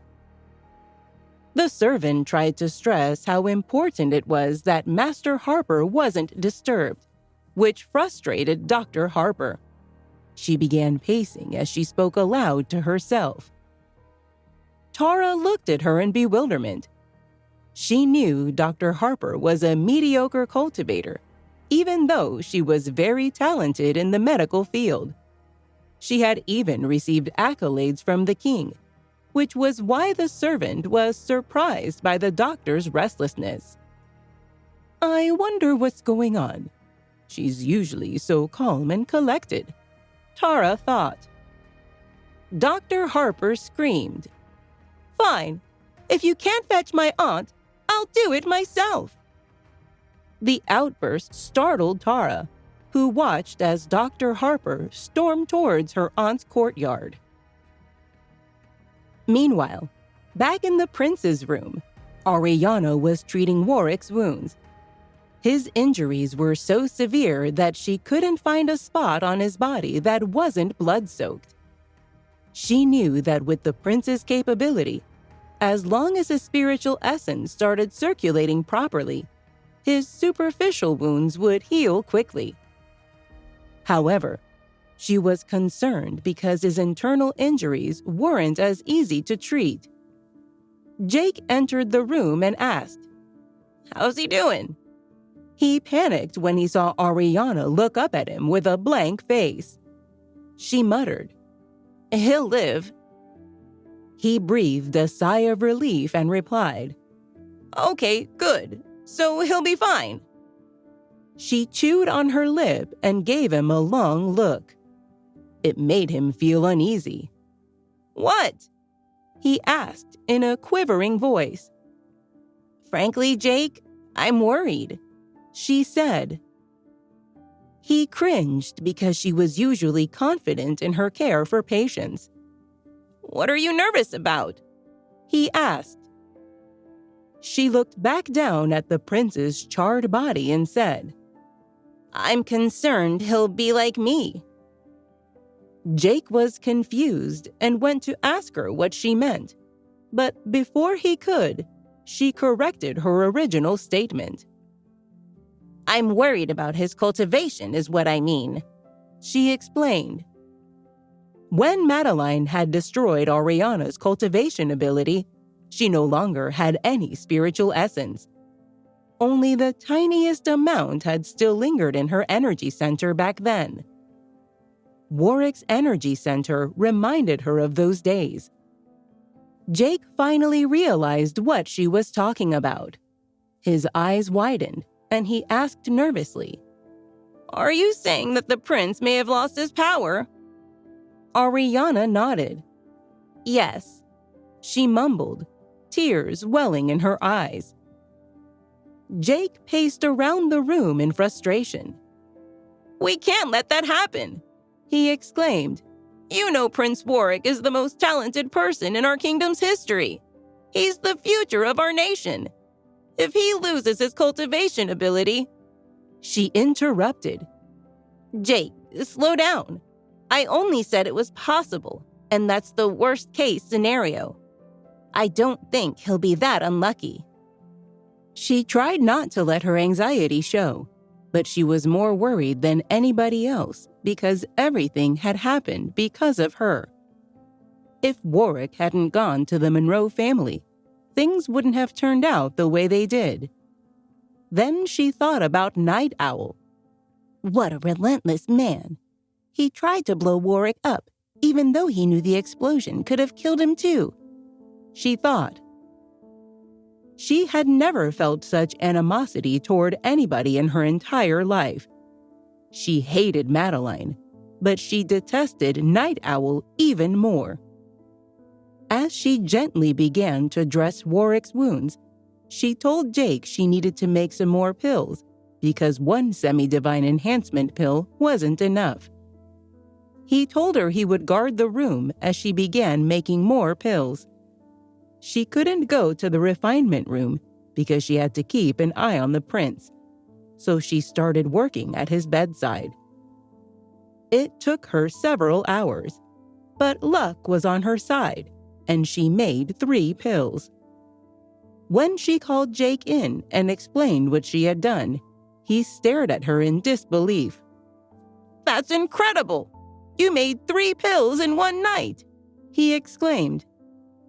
It had taken Ariana days to make the first pill, but she had become a semi-divine medicine refiner since then, so it was much easier to make complicated medications.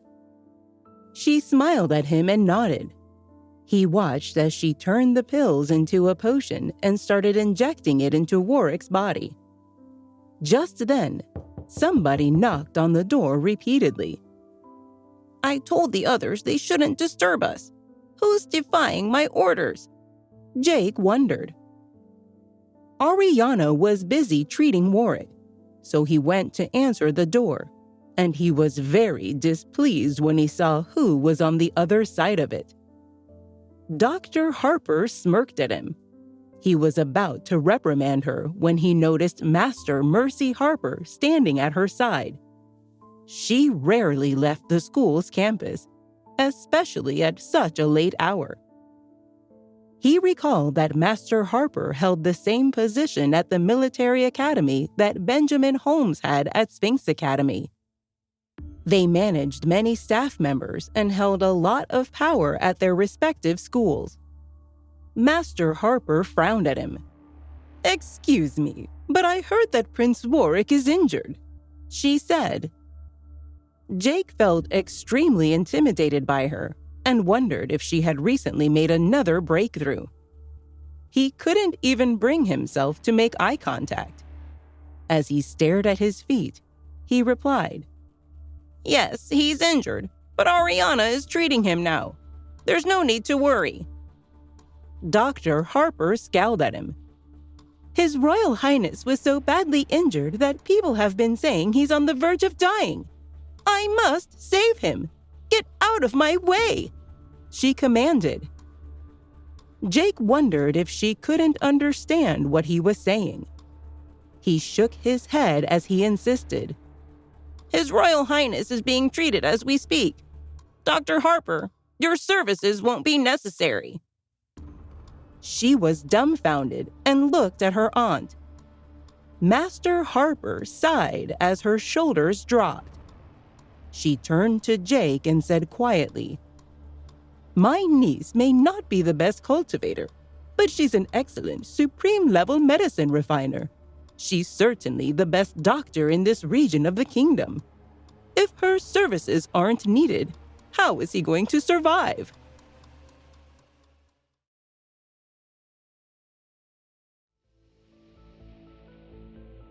Master Harper pushed her way into the room with Dr. Harper trailing behind her. When she walked past Jake, the doctor gave him a nasty glare. If he thought he could stop me, he was very much mistaken, she thought. Jake was concerned that Master Harper and Dr. Harper might disturb Ariana as she was treating the prince. He went to shut the door, but someone stopped him. He turned around to find two of Master Harper's servants. She had brought them with her, and they also insisted on entering the room. Master Harper walked over to the bed. When she saw Warwick's limp body, she was devastated. She noticed Ariana holding a needle over the prince's arm. She scolded, "Who are you? What are you doing?" Ariana didn't even look at her and only focused on the injection. Her potion needed to be injected steadily and pushed into Warwick's energy channel with her spiritual essence. She had to give him a series of 3 doses to complete the process. Master Harper was furious when Ariana ignored her. A person in her role demanded respect and obedience. "Arrest her!" she ordered. Although her servants didn't have the authority to detain anyone, they were by no means incompetent fighters. "Stop!" Jake screamed. His face darkened. He would do anything to defend Warwick and Ariana. He called for Pete, who arrived within just a couple of seconds. The pair blocked the servants from moving forward and guarded Warwick and Ariana with their hands on their weapons, ready to fight. Master Harper couldn't believe what was happening. She was utterly offended. "Jake, are you kidding? Who are you to defy a direct order?" she scoffed. She thought it was ridiculous that someone of Jake's ranking would dare challenge her. Although Jake's family was renowned and his father was a general, the boy held no real power over an elder such as Master Harper. Despite her outburst, Jake stood his ground. He ignored her rage and refused to move aside. "Master Harper, I don't think you know what you're doing," he said coldly. "The prince would be infuriated with you if he knew how irresponsible you were." "Irresponsible?" Master Harper growled. She was aghast. She was an influential leader. Bickering with the boy was beneath her, but she certainly wasn't going to stand around and allow him to insult her. She walked over to him and stood so close he could feel her warm breath hit his face as she said grimly, "How dare you? Your behavior would mortify Prince Warwick. Shut your mouth." She motioned to her servants and instructed, "Seize them." Before Jake and Pete could make another move, Master Harper's servants tied their hands behind their backs and stuffed their mouths with rags. They groaned and mumbled, but couldn't do much more after that. She watched her servants closely as they secured the bindings and approved of their efforts to confine them. Jake was frantic. "What's going to happen? Ariana needs to keep treating the prince," he thought. "He could die otherwise. These fools are putting his life and our kingdom in jeopardy. Someone needs to stop them." By the time Master Harper could turn her attention back to Ariana, she had finished giving Warwick the series of injections. Master Harper and Dr. Harper glared at her.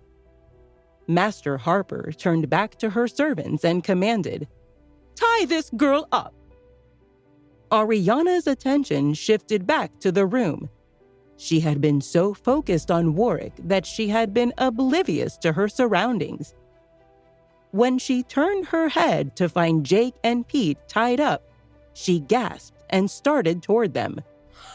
Master Harper motioned to her servants to capture Ariana. But before they could touch her, somebody else strode into the room. "No one touches her!" a voice exclaimed. Everyone turned to see Master Benjamin Holmes at the door. He didn't know who Ariana was, but Master Madden had asked him to check on the prince. Master Holmes was as important to Sphinx Academy as Master Harper was to the military academy. And since the two schools were always competing with each other, It was natural for Master Holmes and Master Harper to quarrel. It was why Marcus kept them separated and made sure they were assigned different responsibilities whenever they were at the castle. He had arrived just in time to see what Master Harper was doing. "What is this?" he asked. He was disgusted by Master Harper's overreach. Before the elder could defend herself, Ariana interjected. "I'm treating Warwick's injuries. He may deteriorate if he's disturbed. I'm not sure why Jake and Pete have been tied up, and I don't know why these two women are standing over me, but they need to leave now." Warwick? She just called the Crown Prince by his name. Only the King and Lady Judith can refer to him in that manner, Master Holmes thought. He was shocked at first, but he let it go quickly and nodded. "I was summoned to check on the prince and arrived at a crucial moment. Master Harper and Dr. Harper, why don't we talk outside? None of us want to disrupt the prince's recovery," he said. However, Master Harper wouldn't listen to him. She even refused to acknowledge him. When he realized she was purposefully ignoring him, he asked, "Will you take responsibility if His Royal Highness's injuries worsen?" She looked around the room and realized there were plenty of witnesses to report back to the king should something happen to the prince while she argued over his injured body. She understood the trouble she would be in and knew the Shadowless sect would also be punished. "Outside," Master Harper muttered. She commanded her servants to untie Pete and Jake, and then they followed her along with Dr. Harper. When Master Harper, her entourage, Master Holmes, Pete, and Jake were outside the room, the elder noticed that Ariana was still at Warwick's bedside. "Come out here, girl!" he shouted. Ariana rolled her eyes and looked at Warwick for a moment. He had stabilized temporarily after the injection, but his spiritual essence hadn't started circulating yet. She was distraught, but she had to resolve the issue at hand, or they would keep disturbing him. She followed the others. Everyone stood directly outside the prince's room. Ariana asked, "What's going on? The prince needs peace." Master Harper pointed at her and screamed, "Who on earth are you? Are you a medicine refiner? What level are you? Who gave you the right to treat the prince?" Before Ariana could respond, Master Harper turned to Master Holmes and added, "Dr. Harper here is a supreme-level medicine refiner, and no one in this castle is better than her." She looked at Master Holmes and continued to complain. "These people are stopping her from treating the Crown Prince, and this girl is doing the job instead. Are you all stupid? Are you trying to kill Prince Warwick?" she asked. Dr. Harper caught her aunt's attention and pointed at Ariana's armband, showing the girl's status. Master Harper was even angrier. "Look at her armband! She hasn't even graduated from Sphinx Academy yet!" She couldn't have been any more upset when she learned that she was being challenged by a teenager who hadn't even graduated from school. She was humiliated. She felt she had been played, but couldn't blame her niece, so she directed all her rage toward Ariana. Master Holmes didn't know who Ariana was either. It was the first time they had interacted. However, it gave him great joy to see Master Harper mortified. He hid his pleasure from the others as he cleared his throat and put on a straight face. "Ariana, do you have an explanation?" She got straight to the point and revealed, "I'm a semi-divine medicine refiner." Other than Jake and Pete, Everyone else thought she was joking. Dr. Harper shouted, "Give me a break!" Master Harper rolled her eyes. She couldn't believe she had been arguing with a fool. Her servants snickered, and Master Holmes looked at Ariana as if she had lost her mind. He wanted to speak up for a Sphinx Academy student, but there was no way he would be able to convince the others that she was telling the truth. Dr. Harper decided Ariana was an imbecile. She had to take a deep breath before she could speak again, because she was so riled that the girl claimed she was a medicine refiner. "I've never heard such a ridiculous lie. Don't you have any shame at all?" she asked. Master Harper waved her hand at her servants and said, "Get her out of here. She's such a clown."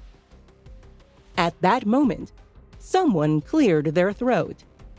The group turned to find Master Madden scurrying down the hallway. When he finally reached them, he said affirmatively, "The pill that Ariana gave His Royal Highness was a semi-divine enhancement pill. The fact that Night Owl set off the explosion to stop Prince Warwick from taking it proves that it's true." Master Harper frowned. "That doesn't prove she made that pill. She has a needle in her hand," she said. She looked at the potion Ariana was still holding. "What did you inject His Royal Highness with?" she asked. Medicine could be in the form of pills, tonics, and injectable potions. Master Harper had never seen injectables before, despite her niece's role as a medicine refiner, so she was questioning Ariana's intention. "I turned a semi-divine enhancement pill into a potion and injected it into him," Ariana said. Master Harper looked over at her niece. "Take a look at the potion," she commanded. Dr. Harper despised Ariana even more. She walked up to her and said, "It's hard enough to make a semi-divine enhancement pill. Turning it into a potion is nearly impossible unless you're very talented. There's no way you would have been able to make a potion of that caliber. You're lying." Dr. Harper was tired of hearing Ariana's lies and was eager to treat Warwick herself. She extended her hand, indicating that she wanted to examine the syringe. Ariana casually handed it over. Dr. Harper looked at the needle, and then she looked back at Ariana. She couldn't wait to humiliate her in front of everyone. However, much to her dismay, when she examined the potion in the syringe, it looked as though Ariana had created it from the pill. She wasn't about to admit it, though. Master Harper turned to Master Holmes and asked, "Is that what you've been teaching your students? To lie?" Master Holmes blushed. He felt abashed by what Ariana had claimed and gave Master Madden a dirty look.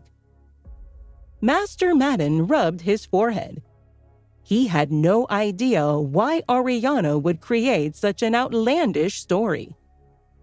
Master Harper noticed how upset Master Holmes was, and she was happy. However, she was appalled that he would reveal his feelings in front of other students. Kingdom officials usually behaved in an unapproachable way in front of their subordinates, but when they were among their peers, they would show their emotions just like any ordinary person. Seeing that Dr. Harper was still examining the potion, Master Harper glanced at Master Holmes and sneered. "Well, if she was my student, I would have kicked her out of the military academy. I think Sphinx Academy needs to be stricter with their students." Master Holmes blushed. He hadn't come all that way to be laughed at because of a girl. He was disappointed in Ariana. He wanted to scold her and leave the castle at that moment. Before he could say anything to her, Master Harper turned to Dr. Harper and said, "Have you finished examining it yet? What's taking you so long? What potion is it? I'm sure it's an inferior one." Master Harper wanted to examine the potion herself because the Crown Prince was involved. Master Holmes was alarmed when he heard her accusation. "An inferior potion? Is she trying to kill His Royal Highness?" he wondered. He glared at Ariana, but she wasn't intimidated. Master Holmes suddenly felt frustrated. Every single school official he interacted with showed him respect in the deepest way, mainly because they feared him. He couldn't believe a young girl would behave so defiantly. "Have I become too approachable, or are young people these days too bold?" he wondered. At that moment, Dr. Harper murmured something, but no one heard her. "What? Speak up!" Master Harper screamed. She was becoming impatient. Dr. Harper hated the conclusion she had reached, but she had no choice but to share. "It's a semi-divine enhancement liquid." She was jealous of Ariana, but wouldn't lie where her profession was concerned because she respected the medical field. Master Harper muttered, "What did you say?" Everyone was shocked.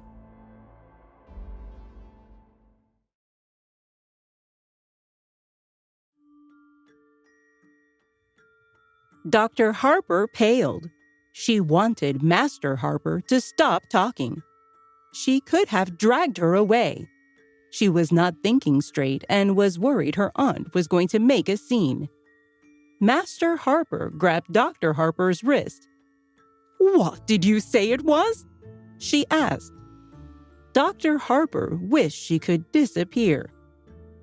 "It's a semi-divine enhancement liquid," she replied.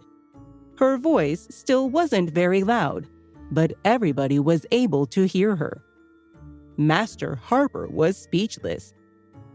The semi-divine enhancement liquid was much more difficult to make than the pill and powder forms. Master Harper reacted quickly. She stared at Ariana and asked slowly, "Where did you get this liquid? Who gave it to you? Was it His Majesty?" Ariana didn't even bother to look at Master Harper when she said, "I made it." Master Harper asked, "What did you say?" She turned to Dr. Harper. "What did the girl just say?" Ariana repeated, "I made it myself." Master Harper smirked. "You? How old are you? Are you a semi-divine medicine refiner? Do you have a certificate? Show us," she commanded. Ariana couldn't show her because she hadn't become a semi-divine medicine refiner until just the night prior. She didn't know how to answer the question, but she knew she needed to defend herself. She tried to figure out how to prove her abilities, but when she didn't immediately respond, Master Harper sighed and said, "At Sphinx Academy, no one is a semi-divine medicine refiner, not even the school officials." She glanced at Master Holmes and smirked. Master Holmes snapped, "And do you have any school officials holding the role at the military academy?" Master Harper replied, "We don't. And that makes Dr. Harper a supreme-level medicine refiner, the most senior medicine refiner standing here." If Ariana could prove she was what she claimed to be, Master Harper would be utterly humiliated. So she knew she needed to prove otherwise. She turned to Ariana and said, "You're not a semi-divine medicine refiner, are you? You've been lying." Ariana couldn't stand her anymore. She frowned and waved her off. "Whatever you say," she replied. She was done with all of Master Harper's nonsense, and she headed back into Warwick's room. She needed to keep an eye on him and had no time to waste. "Stop right there!" Master Harper ordered. She wouldn't accept being ignored. "If you can't prove it, we'll know you're lying. Do you know the consequences of doing that?" Ariana stopped and looked over her shoulder. She waved her hand and a small cauldron appeared. Ariana's foresight was paying off. She had found the portable cauldron gathering dust in the Royal Apothecary, which she had been able to access using the token from King Marcus, and had taken it without hesitation. Master Mercy Harper looked on in disbelief. "What are you doing?" she asked. "I'm making more medicine," she told her matter-of-factly. Has she taken leave of her senses? The older woman wondered. She can't hope to make medicine out here. I know what's involved. I've seen Dakota making her pills often enough. You need to be in a refinement room, away from the noise. Who is this girl trying to fool, claiming to be doing it in front of everyone? "I can tell you know nothing about medicine refinement," she scoffed. "A real medicine refiner doesn't work like this." And she looked with pride at her niece, who smiled at the compliment. "Come on, Ariana, don't embarrass yourself," said Dr. Harper, relieved from her initial concern that the student might have been the semi-divine medicine refiner she had claimed to be. "That's not how you make pills. You don't know the first thing about it." "What do you mean?" Jake shouted. Having been let free, he had pulled the rag out of his mouth. "Ariana's already been a supreme-level medicine refiner for a long time," he added. "I'm the expert here, and I only became a supreme-level medicine refiner at such an early stage of my career. How old is she?" Dr. Harper told him, shaking her head. "Not sure. She is very young, though," he replied proudly. Dr. Harper smirked. "You're trying to tell me that a young girl is already a semi-divine medicine refiner? That's ridiculous. If you believe it, then you are a fool. But I can't let her carry on and risk the Crown Prince's life," she stated sternly. She made to usher Ariana out of the room, but stopped short, shocked by what she saw. The cauldron was floating in the air and was being heated by fire breathed on its base by a small, colorful bird. Dr. Harper was dumbfounded and could only stand and watch as Ariana started adding ingredients. Where did all that come from? She wondered, then noticed a pouch hanging from the girl's belt. That must have a storage space in it, she thought. That would be so handy. I would love one of those. How has she managed to get one? Even my aunt hasn't got anything like that. Jealous not only of Ariana's ability, but also of the storage pouch, the doctor considered how she might relieve her of it. Dr. Harper wasn't the only one coveting Ariana's storage pouch. Noticing the envious looks it brought, Jake smirked. That was a gift from Prince Warwick, and it has his inscriptions on it. How do you fancy your chances of swiping it now? The doctor felt abashed. How did he know what I was thinking? She wondered. No chance of me taking it now.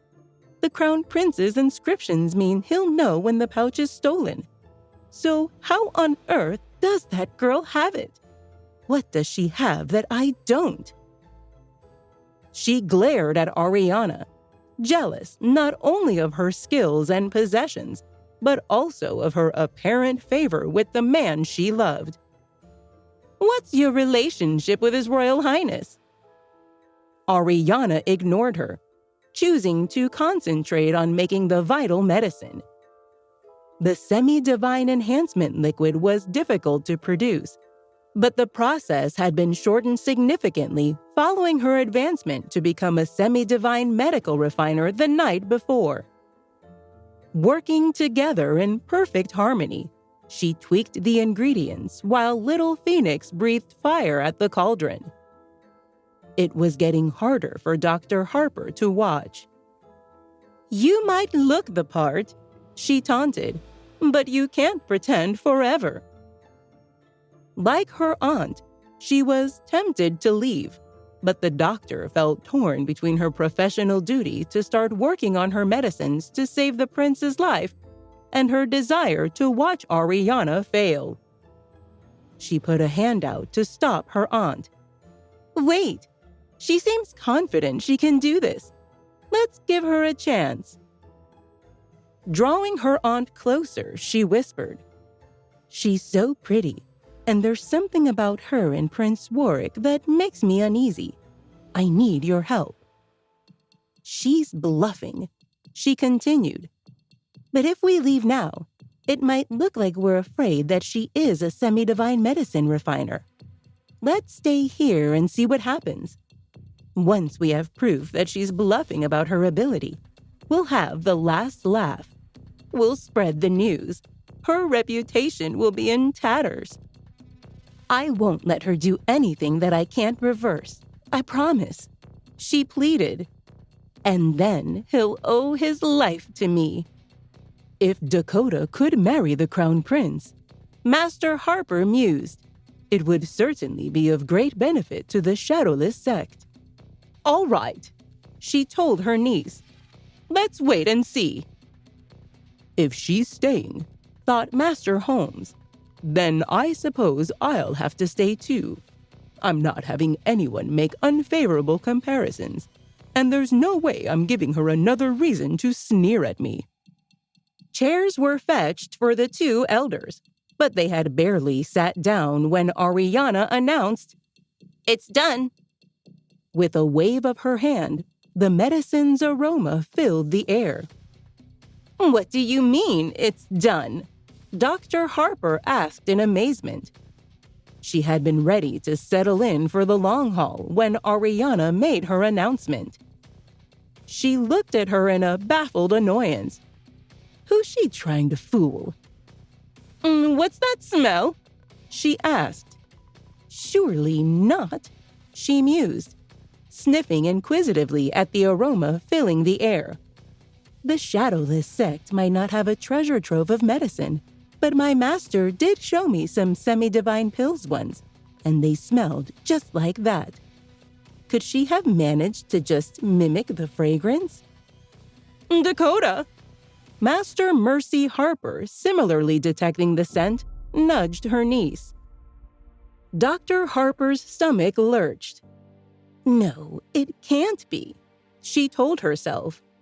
"How could a 19-year-old make a semi-divine enhancement pill? And in such a short time. Even my master couldn't do that." She rushed toward Ariana for a closer look. The round pill in the cauldron certainly had the special marks and golden glow characteristic of semi-divine medicine. "No way," she thought.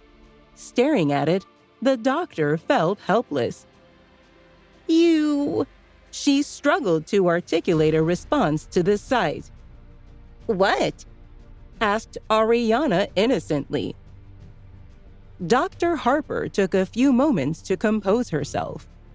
This can't be happening, she thought. If she made that pill, then we're going to look like idiots. "This is all a trick, isn't it?" she accused, glaring at Ariana and hoping she was right. "You put a pill in the cauldron when we weren't looking." Ariana didn't so much as look back at her, but continued focusing on her work. Dr. Harper felt as if she had just been slapped. "It can't be real! It can't be!" The doctor was frantic, raising her hands to her head in despair. Master Harper banged her staff on the floor to silence her niece. Eyes blazing, she bellowed. "Speak sense," she said.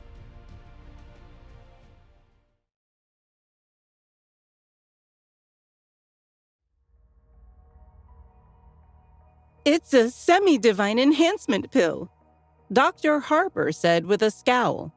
In the cauldron. It's a semi-divine enhancement pill. Master Harper rushed forward to see for herself. Staring at the little cauldron, she watched in amazement as a pill floated out. It is, she conceded. It's a semi-divine enhancement pill. Master Holmes was soon at her shoulder, his eyes wide in disbelief. She switched it, Dr. Harper declared. That's the only explanation. Think about what you saw. No one was watching all the time, so she switched whatever it was that she made for this pill, right? She would rather die than believe a young woman could have done something that she, with all of her years of training and experience, could not. Switch pills, eh? Master Holmes searched his memory and realized he hadn't been paying attention to the whole process. Yes, that is a possibility. He turned to Master Madden. Did you see? Might that be what happened? No, she didn't switch pills. I was watching her the whole time, Master Madden replied.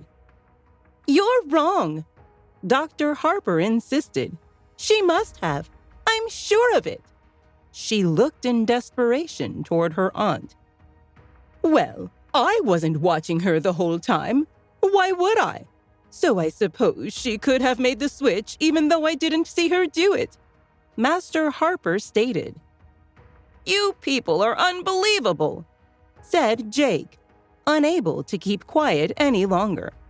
I was watching the whole time. It was fascinating. And the whole process didn't take long.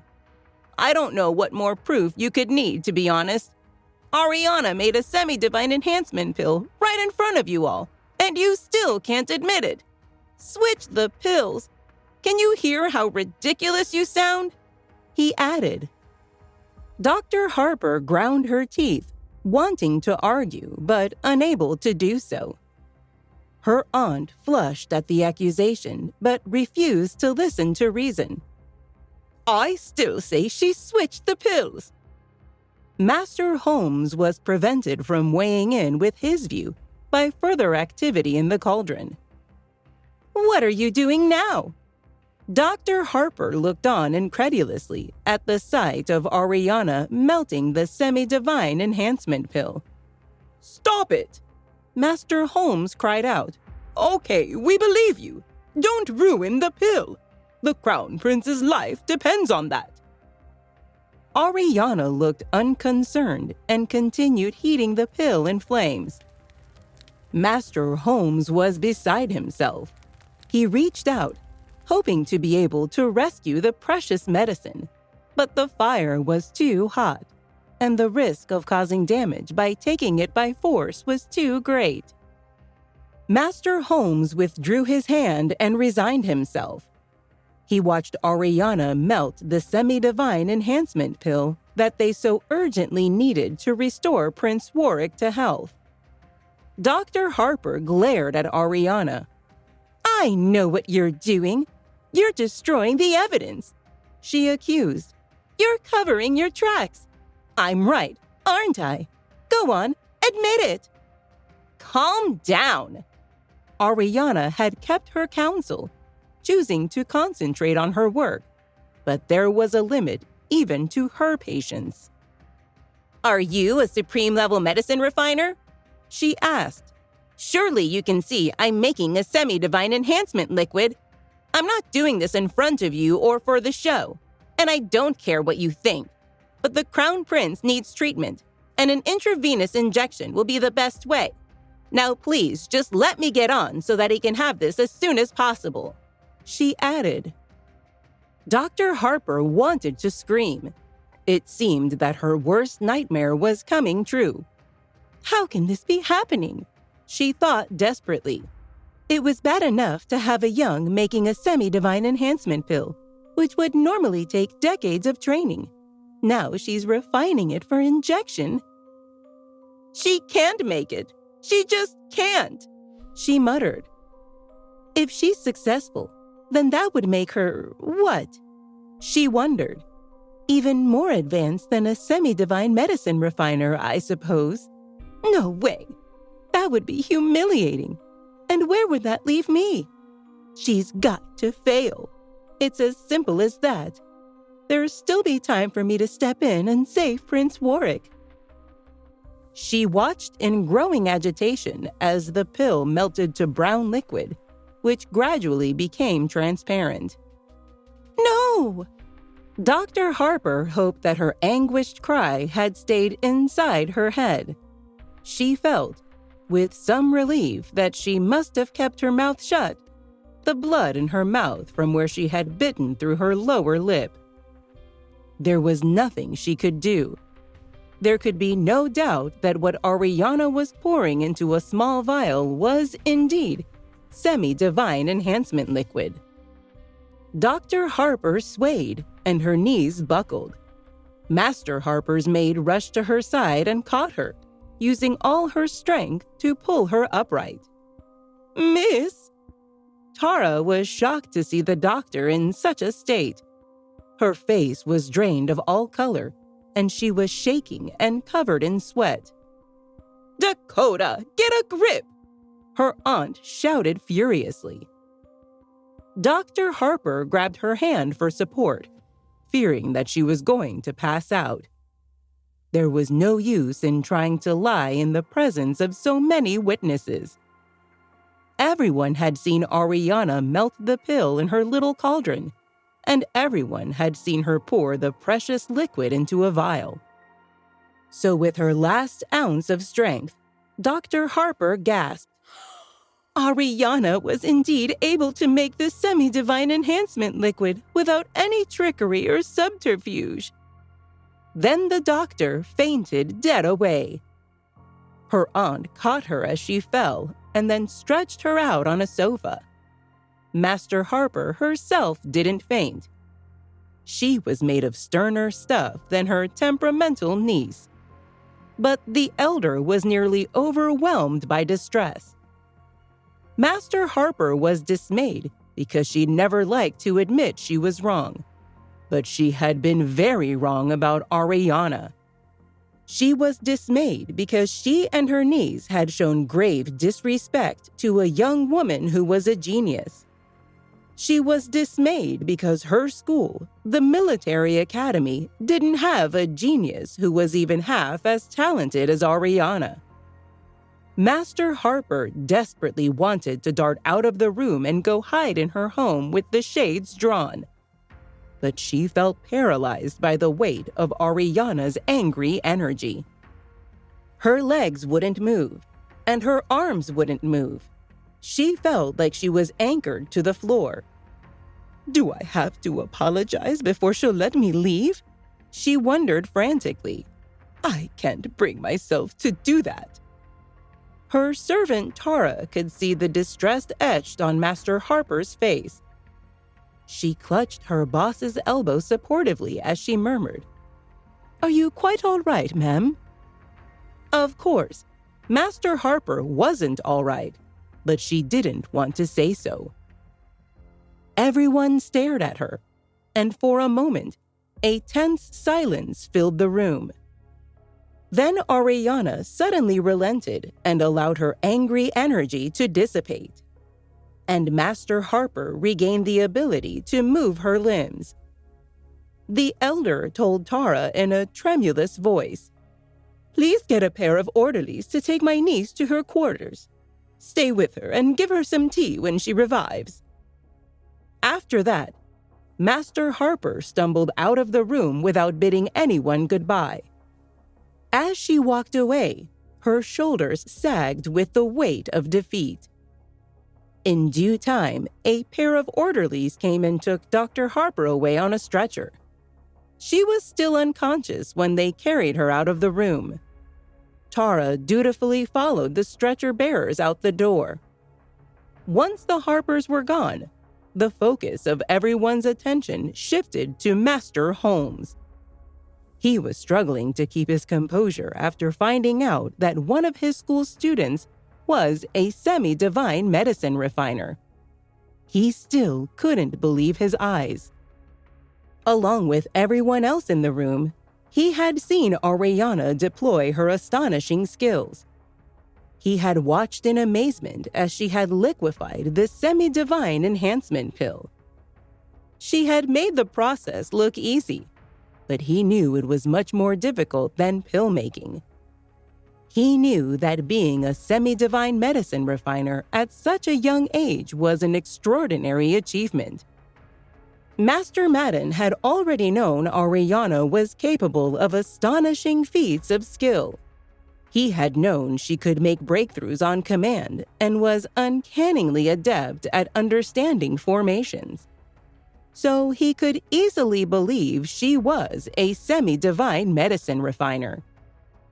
Jake was Ariana's adoptive brother, and he had seen her use her healing skills, so he had absolute faith in her capabilities. He, too, could easily believe she was a semi-divine medicine refiner. Pete was secretly in love with Ariana. He thought the sun rose in her eyes, and he knew she could do anything she set her mind to. So, of course, he could easily believe she was a semi-divine medicine refiner. But Master Holmes had just met Ariana, and he hadn't yet realized she possessed peerless talent. So when he saw her make the semi-divine enhancement liquid, he was shocked and awed.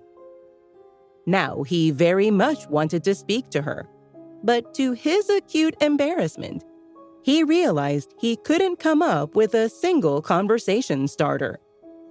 Embarrassment was a novel experience for Master Holmes, and it was awful. He was one of Sphinx Academy's top leaders. He was the school's most senior elder, with 35 elders, including Master Madden as his subordinates. But the august Master Holmes felt as shy as a schoolboy in Ariana's presence.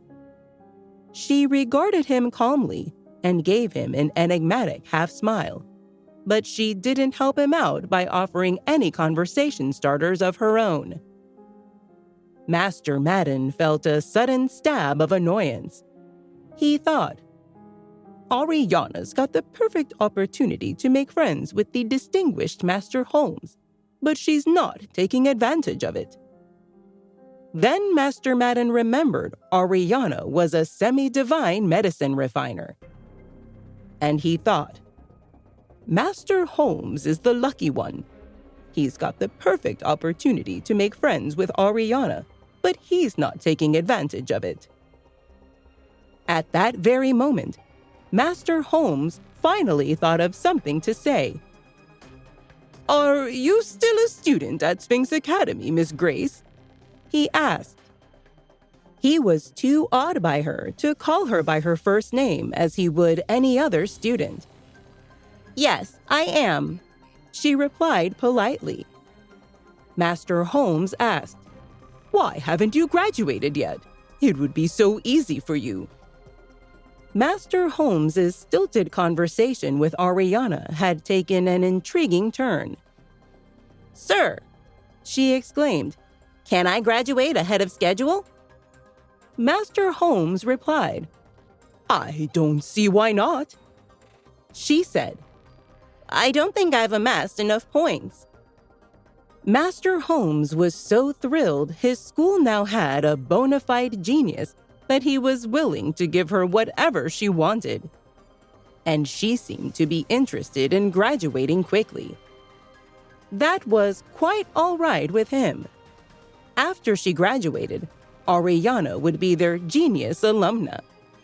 The military academy didn't have anyone remotely like her. Master Holmes was filled with delight. He had seen how distressed his counterpart from the military academy, Master Harper, had been when she had realized a Sphinx Academy student was a genius. That had made him an even bigger fan of Ariana's. He was no longer upset about Master Harper's recent breakthrough, which had given her a spiritual ranking that was one level higher than his.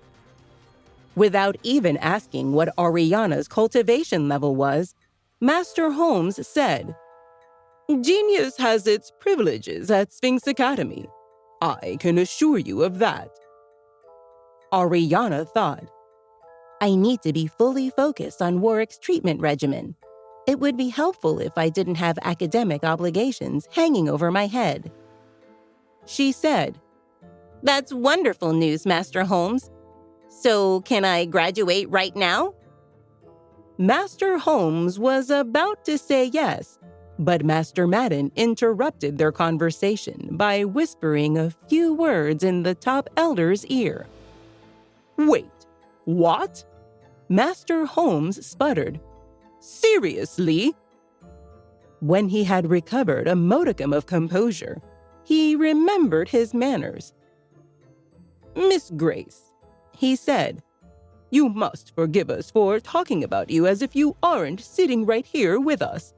But Master Madden wishes to fill me in on the details of your incredibly rapid academic progress." Master Holmes was still too awed by her to call her by her first name as he would any other student. Ariana smiled her enigmatic half-smile as she thought, "They can talk about me all they want, as long as they let me graduate early." She sat quietly while the two elders conferred. So did Jake and Pete. Master Holmes tried to process the information that had just been whispered in his ear. "She rose from Class E to Class A in less than 6 months," he thought. "And now she's here refining life-saving medicines for the Crown Prince. How is that humanly possible?" Master Madden murmured, "I brought Ariana's school file with me so I could tell you about her. But you wound up meeting her before I had the chance to give you the file. Here it is." Master Holmes read the file and tried not to gasp.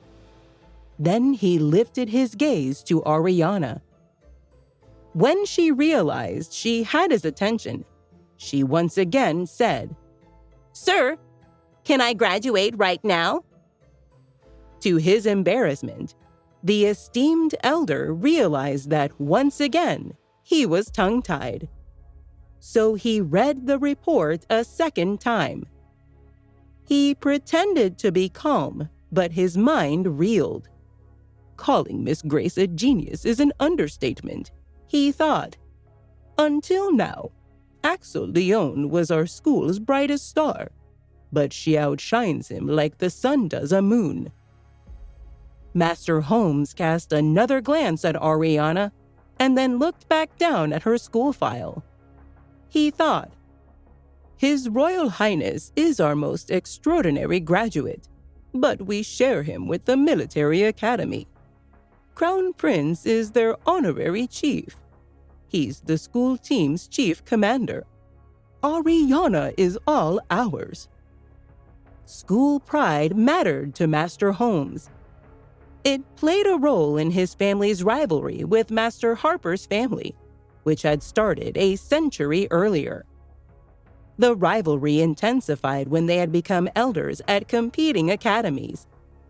In recent years, Master Harper had won accolades and honors that made distinguished Master Holmes feel like a loser.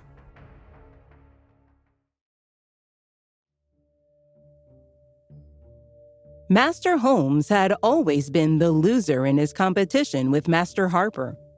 When they had attended Sphinx Academy together, she had been smarter, stronger, and braver than he had been. When they had started their careers, she had been more successful than he had been. When they had become elders of rival schools, the one where she worked had enjoyed a boost in popularity and prestige.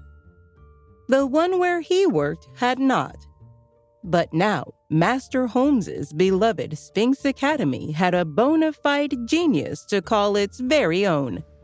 And there she sat, looking expectantly at him. Master Holmes felt a grin spread over his face. He tried to rearrange his features into a wise, serious expression. He thought sternly, "I must calm down. I must stop fawning over her." He fixed his gaze on his subordinate, and then he said stiffly, "Thank you for bringing me this file, Master Madden." Everyone in the room realized Master Holmes was trying to hide his feelings of wild elation about having a genius at Sphinx Academy. Then his expression became regretful, and everyone in the room realized he was genuinely sorry. "Miss Grace," he declared, "you were right when you said you didn't have enough points to graduate quite yet." Even now, he remained too awed to call her by her first name as he would any other student. Ariana felt a stab of annoyance. She thought, "I need to focus on Warwick's treatment regimen. The school will be an unwelcome distraction." Master Holmes saw the look on her face. "I've upset her," he thought in dismay. He tried to come up with a task he could assign to her that would give her some hope of earning enough points to graduate quickly. "Miss Grace," he said, "if you could manage to kill a few of the Blue Sky Kingdom's junior spiritual kings here in the Peace Grassland, you could graduate early." The other men in the room winced when they heard the condescension in his voice. They realized Master Holmes didn't know Ariana was a deadly fighter with a lethal sword and powerful stances that had confounded the Blue Sky Kingdom's junior spiritual kings. He hadn't attended the arena fight Ariana had just won. During that battle, she killed a level 3 spiritual king. Ariana wasn't the least bit offended by Master Holmes's condescending offer. "Sir," she said, "if I kill 10 of the enemy's junior spiritual kings, will you let me graduate early?" That sounded like an ambitious goal to Master Holmes, but he wasn't about to argue with his school's new genius. So he said, "If you make that many kills, of course you may graduate early. But I urge you to do some additional training beforehand. After all, your file says you're a newly minted spiritual king with a strength level comparable to Luigi Laredo's." Once again, the other men in the room winced. They knew Ariana was much more powerful than Luigi.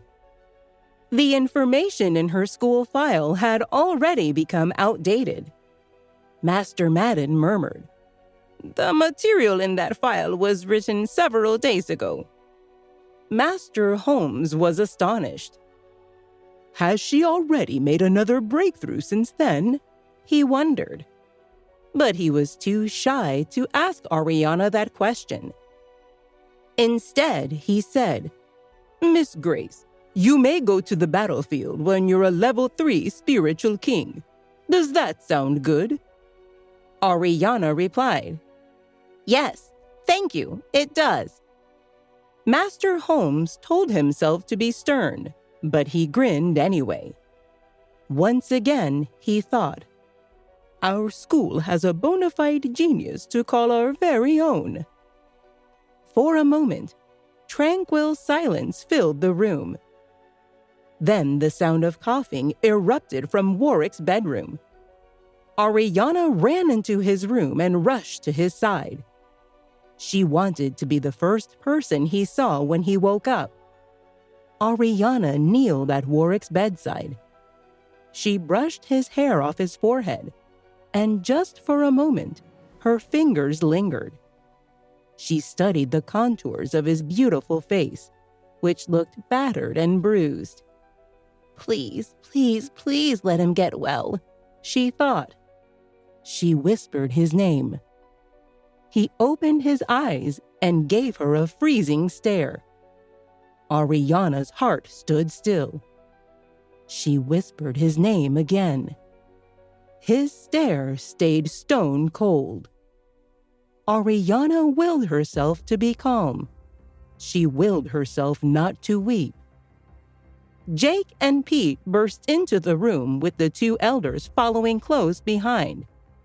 The Crown Prince didn't acknowledge the men's presence, He kept his glittering black eyes fixed on Ariana. "Get out of my sight!" he suddenly shouted at her. His voice made an awful rasping sound because his lungs and throat had been scorched during his epic battle with the evil night owl. A chill ran up Master Holmes's spine, and Warwick's friends began trembling. Warwick loves Ariana more than life itself, Jake thought frantically. Why is he yelling at her? "Oh, Warwick!" Jake murmured brokenly. The Crown Prince yelled in his raspy voice, "Begone, all of you!" He never took his furious eyes off Ariana. He looked angry enough to kill them all, but didn't have enough spiritual essence to squash a bug.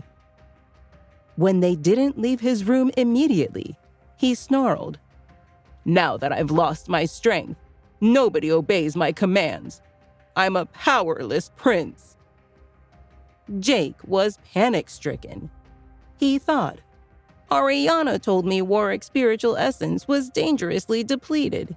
She said he might lose his cultivation ability, but that was a worst-case scenario. Jake's trembling intensified. This is the worst possible calamity that could befall him, he thought grimly. He knew Warwick never revealed the slightest signs of vulnerability to other people. He thought, Warwick must be hating having all of us hover around him when he's helpless. Jake turned to Pete and the two elders and said, "Come along, gentlemen. His Royal Highness needs some peace." The three men nodded solemnly and left the bedroom. Jake said with all the formality he could muster, "Please come along, Princess Ariana. His Royal Highness needs to rest." He was careful not to touch his adoptive sister. Even on his best days, Warwick was irrationally jealous of any man who laid a hand on Ariana. He would be utterly enraged if Jake innocently grabbed her hand and helped her get up off her knees. Ariana rose to her feet, gazing all the while into Warwick's angry eyes. She stood by his bedside. She bowed deeply to him, and then she turned on her heel, squared her shoulders, and marched out of the room. Warwick didn't see the tears that sprang into her eyes the minute she crossed the threshold. Then Warwick and Jake were alone. "I'm here when you need me, Warwick," Jake murmured. "We're closer than brothers, remember?" The Crown Prince started trembling too. "Go away," he muttered furiously. "Just go away." Warwick's anger was unquenchable, so Jake left the room. He hurried into the sitting room, where he found Ariana and Master Holmes conversing in whispers. They didn't want the Crown Prince to hear their words through the wall by his bed. While Jake was still too far away from them to hear Ariana's voice, she murmured something to the elder that made him gasp. Just a few minutes earlier, Master Holmes had been giddy with elation. He had discovered his school, Sphinx Academy, had its own bona fide genius student. He had seen that genius, who of course was Ariana, capably perform the duties of a semi-divine medicine refiner. But now Master Holmes's soul was filled with desolation. He was distraught about Warwick's dire medical condition. Just as Jake sat down beside Ariana, Master Holmes whispered, "Say it isn't so. The Crown Prince is the most talented cultivator in the history of our realm." Jake began trembling again. He said, "Warwick's lost his power, hasn't he?" Once again, Ariana started crying, which was all the answers Jake needed. She covered her face with her hands so Warwick wouldn't hear her sobs through the wall. Jake put his arm around her and let her cry. after a long, wrenching interval, her tears ceased.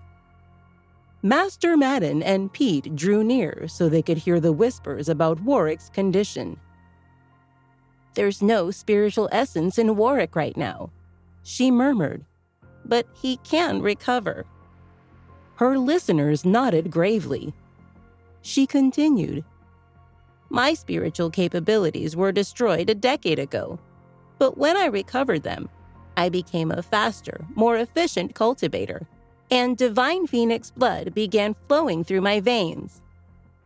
Jake sighed as he thought of the terrible travails Ariana had suffered before recovering her talent.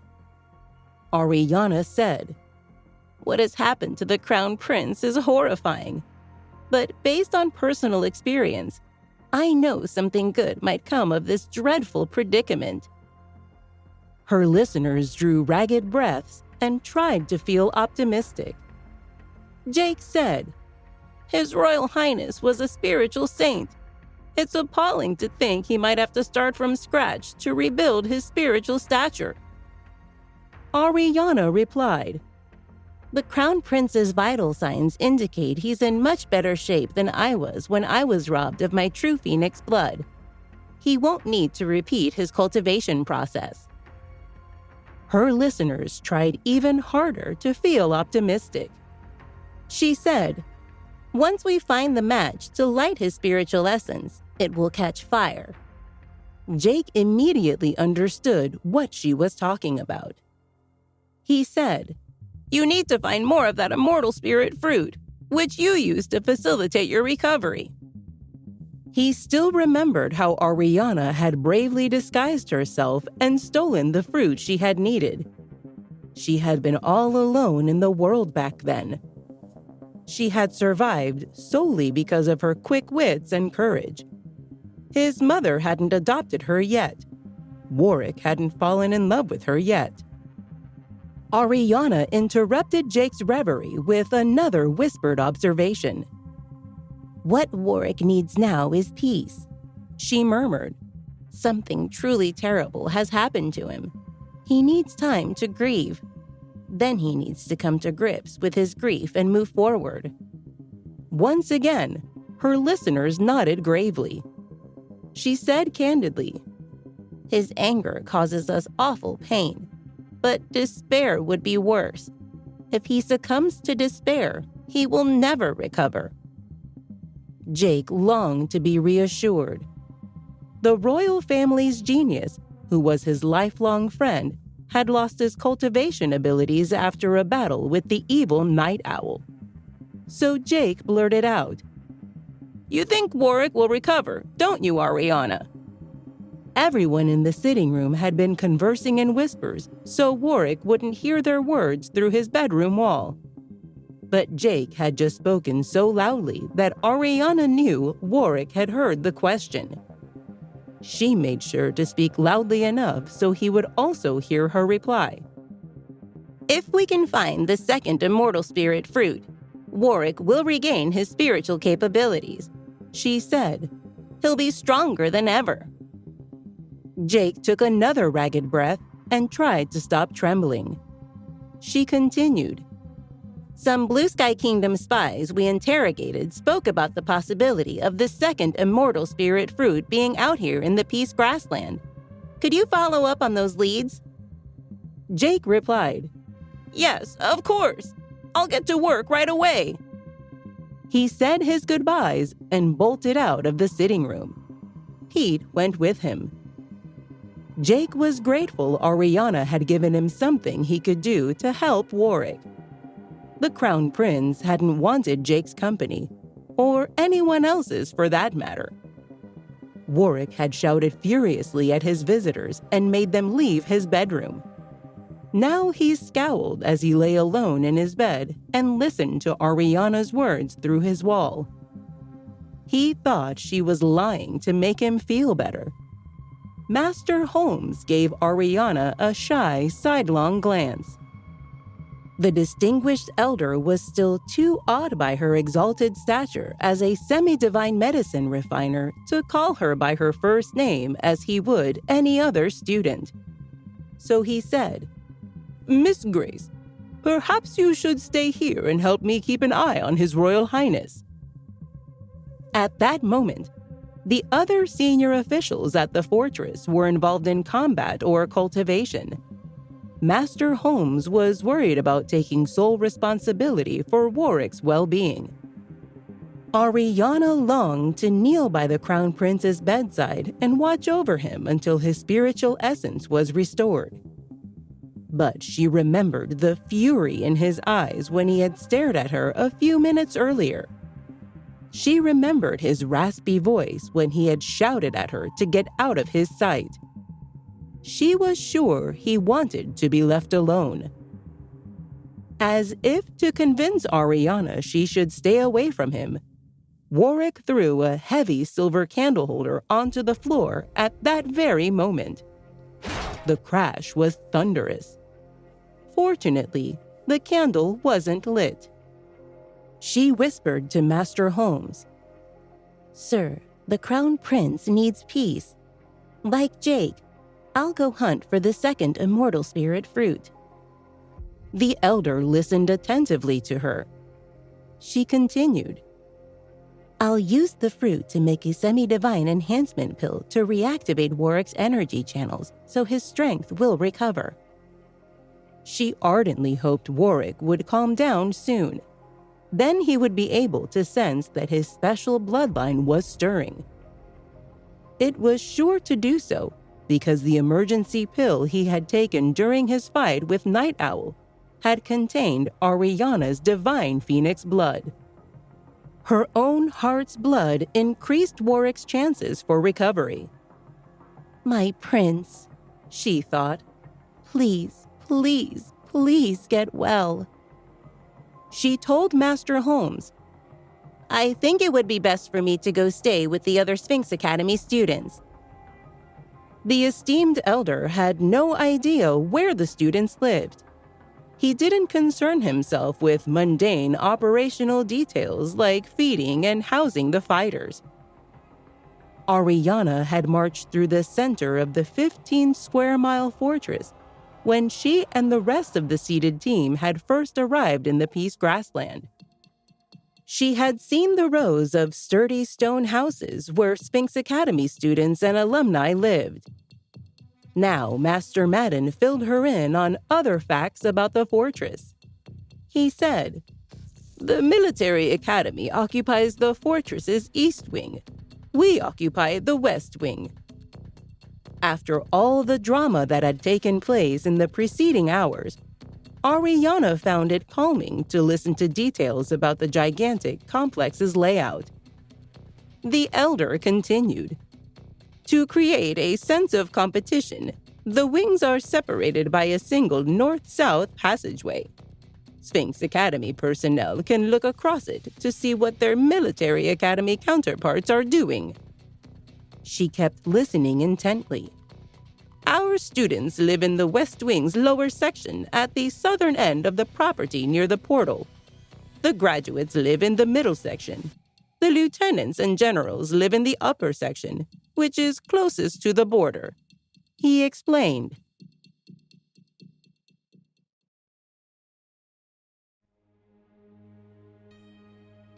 Ariana told the elders goodbye and went to join the other Sphinx Academy students in the lower section of the fortress's west wing. She longed to stay with Warwick and watch over him until he regained his cultivation ability. But she was sure he had been sincere when he had angrily ordered her to leave him alone. She thought Warwick needed solitude while he grieved, just like she had when her spiritual essence had dried up after Madeline had stolen her true phoenix blood. Distress and humiliation had nearly killed Ariana back then, and she had locked herself in her room for 3 days and refused to speak. She had been unable to eat and unable to sleep. On the 4th day, she cried a river of tears. Warwick was actually in much better shape than Ariana had been in those dark days. Ariana's divine phoenix blood lay dormant within him, waiting to mingle with his mighty bloodline. He could sense the power that was sealed inside his body and was trying to break free. When he heard Ariana walk out of the sitting room door, he felt a fresh surge of anger. "Why did she leave me?" he fumed. "I can't get well unless she's here." He rolled onto his side and punched his bedroom wall. Because he didn't have any spiritual essence, he scraped his knuckles but left the wall undamaged. He stared at the wall and sulked. "Why did she leave me?" he fumed. "I can't rest unless she's here." He tossed and turned. "I need her," he thought furiously. Then he tossed and turned some more. Meanwhile, in the Sphinx Academy student section of the fortress, Axel spotted Ariana and joyfully called out her name. He was thrilled to see her. She was touched by her classmates' loyalty. Over and over again, Axel believed in her and supported her when other people had not. Turin and the other members of the seeded team went to greet her too. They idolized her because of her astonishing success in a recent arena battle. She had decapitated one of her Blue Sky Kingdom opponents and killed another one. Other Class A students gave her curious glances but didn't approach her. They didn't know her. They had left school and gone to the Peace Grassland before she had joined the fourth-year class. Axel's ebullience faded as he thought of the Crown Prince. He asked, "How's His Royal Highness doing?" Ariana didn't want to sow panic among the Mystic Kingdom's fighters, so she didn't tell her classmates Warwick had lost his cultivation abilities. Instead, she told them what she hoped would turn out to be true. "The Crown Prince will make a full recovery," she said. "He'll become more powerful than ever." Axel shouted, "Oh, Ariana, that's wonderful!"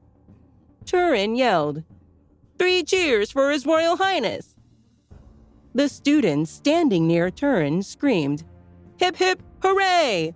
Hip hip hooray! Hip hip hooray!" After the cheering died down, Axel said, "We've made inquiries about Night Owl. We understand he's not doing well. Perhaps he'll die from his injuries." Ariana's heart stood still. Rage threatened to overwhelm her. "That monster nearly killed Warwick," she thought. "I hope he burns in hell." Ariana got invited to a hunt. It was the kind of hunt that took place only in war zones. As she was conversing with Axel, 3 fighters suddenly stopped to speak to him. Axel knew who the 2 of them were. One of them was Arnold Vermillion. The other was Brunhilde Borchers, a Sphinx Academy graduate who had been involved in an altercation with Ariana when the 2 young women had first met. Brunhilde had tried to slap Ariana. In self-defense, Ariana punched the Sphinx Academy alumna and knocked her unconscious. Axel hadn't been introduced to the 3rd fighter, who carried an unsheathed sword in his hand. The haughty young man thought very highly of himself. Brunhilde was taken with him because she gazed adoringly at him and completely ignored Ariana. Arnold asked Axel and Ariana to join the trio in the hunt. Ariana's initial reaction was to refuse the invitation because she needed to figure out how to find the second immortal spirit fruit. She needed the fruit as an ingredient for a semi-divine enhancement pill that would activate Warwick's energy channels and circulate his spiritual essence.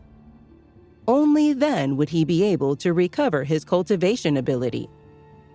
She had a sudden vision of wounded, vulnerable Warwick lying alone in his bed, and her heart stood still. Once again, she willed herself not to weep. Don't despair, my prince, she thought. Be angry if you must, but don't despair. Axel interrupted her reverie by telling her more about the hunt invitation. It's not a conventional hunt, he said. We go out looking for enemy combatants and engage in armed skirmishes with them. She listened politely. She would have given most people the brush off, but Axel was a loyal, devoted young man who had believed in her when their classmates hadn't. He deserved courtesy from her. He told her, Teams of 5 engage in the hunt in an arena just west of the border called the Dayless Woods. It's located behind the arena where you fought. The grassland is on the opposite side of the arena. Ariana was startled by the mention of the Dayless Woods, and she racked her brain trying to recall why the name sounded familiar. Axel said, There's an active volcano in the center of the woods that's small, but dangerously powerful. Half of the 3,500 square mile terrains is situated in the Mystic Kingdom. Half is in the Blue Sky Kingdom. Ariana kept listening while she tried to remember who had previously discussed the Dayless Woods with her. The unpopulated forest is a prime spot for ambushes and assassinations, which are mostly carried out by spiritual kings. Axel continued. Ariana thought in exasperation. Why can't I remember who told me about the woods? Axel kept on talking. He said, As current students, we're only allowed to go to the outermost of the wood's 3 circles. But if we fill in for Arnold's injured teammates, we'll get to go into the forest's middle ring and earn substantial rewards. Ariana thought in sudden triumph. When I interrogated those 5 spies in the secret essence mine, they told me about the Dayless Woods. They told me the second immortal spirit fruit was hidden there. Her radiant smile surprised Axel. Yes, please, Axel, she said. Let's go hunting. Axel and Ariana's classmates watched them head for the Dayless Woods and sighed with envy. Because the students weren't spiritual kings, they never got to do any major fighting in the dark forest. They were relegated to the wood's outer ring, and none of the Blue Sky Kingdom fighters were willing to engage in mortal combat with them. According to the rules of engagement, which had been drawn up to protect the students, points were deducted from the scores of combatants who killed fighters with significantly lower cultivation levels than their own.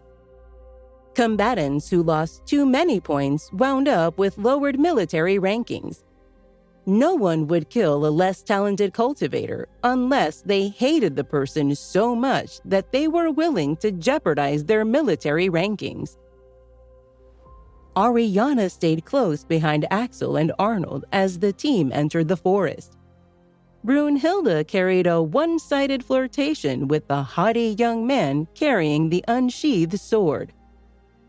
Axel whispered, The young man Brunhilde is trying to flirt with is the only level 4 spiritual king on this team. Axel's voice was very quiet. But Brunhilde felt the need to chastise him and Ariana for chatting unnecessarily, though that's what she had just been doing herself. You there, she told Ariana. Behave yourself. She was careful not to stand too close to Ariana, who had knocked her unconscious during an altercation when they had first met. Brunhilde said, You were allowed to come with us only because we needed 2 people to fill in for our injured teammates. Ariana grudgingly admired Brunhilde's brashness. People who got thrashed by Ariana usually apologized profusely to her, or hid away in shame and hatched revenge plots. But Brunhilde just behaved like her usual bullying self. Axel was bothered by Brunhilde's bluster.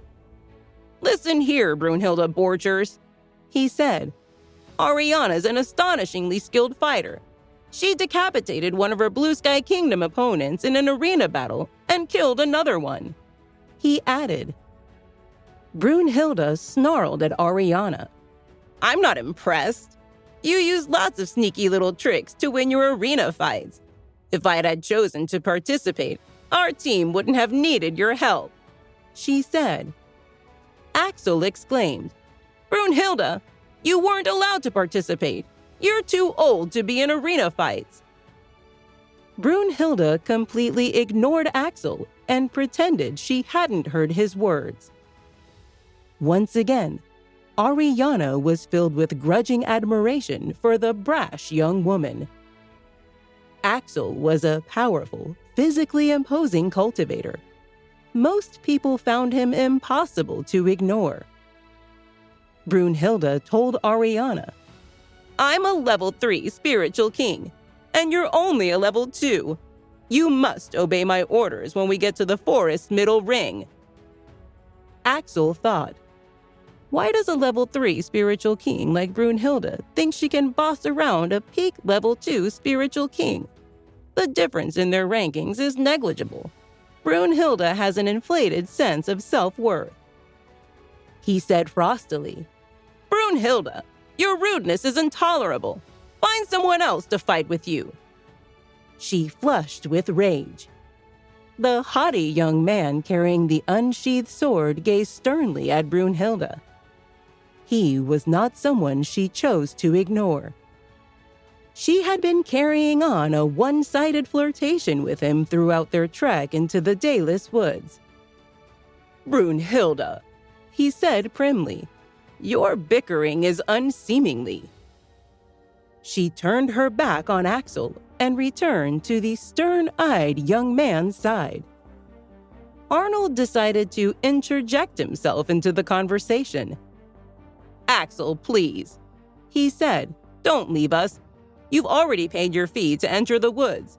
You could earn a lot of extra points by staying with us." Arnold leaned closer to Axel and lowered his voice. "Axel, please," he whispered. "That young man over there is Werther Wilmot, the formidable fighter. He's a level 4 spiritual king. You won't get many opportunities to be on a team with people who are highly ranked as he is." Axel was only a level 1 spiritual king. He pondered the situation for a moment. Ariana wanted to stay in the woods because spies she had interrogated had told her she could find the second immortal spirit fruit there. She needed the fruit as an ingredient for a semi-divine enhancement pill that would activate Warwick's energy channels and circulate his spiritual essence. Only then would he be able to recover his cultivation ability. She had a sudden vision of wounded Warwick falling from the burning clouds at the end of his epic battle with Night Owl. She had caught him as he had plummeted to earth. She had saved him from death. But now she had to restore his cultivation abilities, or his soul would wither away. Her heart stood still. Yet again, she willed herself not to weep. "Be brave, my prince," she thought. "I will make you well again, or die trying." Then she surprised Axel with an enthusiastic declaration. "Yes, please, Axel," she said. "Let's stick with this hunt." He smiled at her. "Your wish is my command," he gallantly said. And off they all headed toward the middle ring of the forest. Werther led the way with his sword held high. For hours, they marched in silence. From time to time, they encountered other students, but Werther ignored them. They encountered magical beasts, but Werther ignored them too. They encountered a group of Blue Sky Kingdom assassins, but Werther didn't even spare them a glance. All the while, Ariana kept her eyes peeled. The immortal spirit fruit was somewhere in the vast woods. The team finally reached the forest middle ring. where the tree canopy was dense and the sunlight was sparse. They continued their silent march for a while longer. Then a sudden rustling in the underbrush caught Werther's attention, and he leaped into action. He emerged from the scraggly shrubs holding another combatant by the nape of the neck. "Don't kill me!" the captured combatant screamed. "I'm from the Mystic Kingdom!" To Ariana's surprise, the captive was Luigi Laredo, who had led the military academy's team in the intercollegiate competition against Sphinx Academy. Luigi had disgraced himself in the competition by drinking a vial of Madeline Monroe's true Phoenix blood. He had been trying to make himself strong enough to defeat Ariana, but he hadn't succeeded. And now, there he was, skulking around in the forest. Werther shook Luigi like a rag doll. "You were lying in the wait just to ambush us, weren't you?" he said sternly. Then he tossed Luigi onto the ground and planted his heavy foot on the boy's chest.